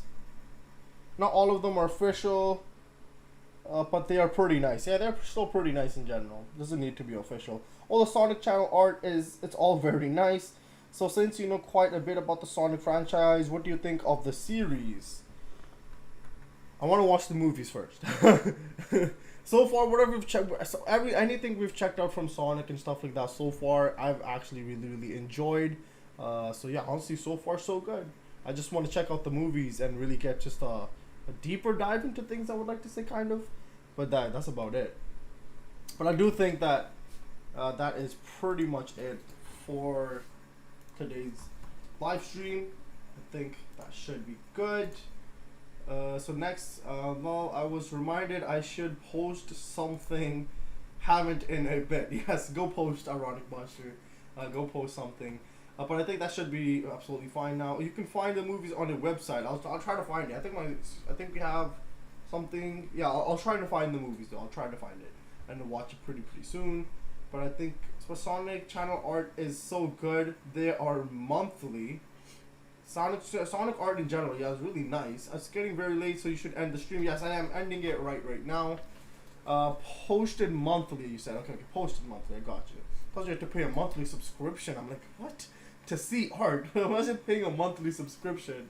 Oh god. Just to see some Sonic art. Where you can just go on Google and go on images and see them. But it's posted monthly. I got you, Tim. But I think that should be good for today's live stream. Obviously, next live stream we will be watching the concert from Johnny, yeah, that should be pretty fun. But I hope everybody has or had a great time. I hope everybody has a great time in general after the stream ends, and I think that should be pretty much it. So yeah, I think that's pretty much it. So I hope everybody has a great day. Hope everybody has a great night. Some of the art might not be canon, but I would love to see them all be canon. Sonic Movie 1 is just a movie with Sonic in it, but it's a good introduction. Movie 2 is when it gets interesting. Yeah, I will watch movie 1, and then I will watch movie 2. Tomorrow, Omega wants something from me tomorrow. He wants, what was it called? You wanted Nate Wants to Battle. Okay, fine. Nate Wants to Battle to Let Go music video. Good night. Okay, I'll just put this in the search bar. To Let Go music video. And yeah, I think that is about it. I have clicked on the video, so it should be in my thing. Have a good night as well, Ironic Monster. Thank you for joining. I'll see you as well, Sean. Hope you have a great rest of your day, or a great rest of your night in general. And yeah, I think we should be good to end things off. Now, Omega, you either will get this video tomorrow or on Tuesday, okay? But if it's not tomorrow, don't be upset. It'll be on Tuesday for 100%. But it will be coming soon, Omega. Thank you, everybody, once again for joining. I'm excited for movie number 3. I think it will be good, and Tails will be the best part. Of course, Tails, yes, once again, will be pretty good in movie number 3. Well, good night, too. I can't bother you a lot. And thanks for tomorrow's reaction. See you, man. See you, Omega. Thank you for joining once again. It's either coming tomorrow or on Tuesday, okay? Just like that. Don't worry, around this week, yes. But it will come. I promise you it's coming. It's coming really soon. But I have it saved. And yeah, I think that's about it. There's going to be a Knuckles show with Kid Cudi in it. Ooh, I think Omega might like that. Omega, you hear that? Sean say there's going to be a Knuckles show with Kid Cudi in it. If you're still here. That's going to be interesting if that's true. Remember Posty album on Friday? Yes, Posty's album. I will not forget that as well. I will probably check out the first song on the album because I can't check out the entire album. Otherwise, they just block the whole entire video, and I obviously don't want that to happen. So we'll check out the first song on the album just to get a little feel of everything, and then we'll continue with everything else. Oh yeah, that's too. I want to know who's Kid Cudi playing. I don't know who's playing, but something's happening really soon. Or a new Sonic song by him. If he's doing a new Sonic song, it's probably going to be really catchy. It's probably going to be really good. But I think, once again, that we are pretty much done. So I don't know if you guys still want to talk about this thing. You could talk about it after the stream ends. Like you could. I'll grab weird animations for next time. It's not weird, Tim. It's pretty good. Okay, we all enjoyed them. It's pretty good graphics and it's pretty good music in it as well. It's not weird animations. Okay, we do like them, Tim. But see you, KR. Everybody have a good night. Everybody have a good day, and I shall see you tomorrow or on the next live stream. Stars in the Skies is still my favorite, all days and all night till now. Yes, but I think that's the end of all. If you guys want to talk, you guys can obviously still say it after the stream ends. But bye. Gotta go fast. Yes, exactly. Gotta go fast. All right. Good night, everybody, or good day, wherever you may be. Hope everybody is having a good time. And yeah, see you guys next time. I'll give it like 5 seconds. 5, 4, 3, 2, 1. Okay, I think we should be good now. Goodbye.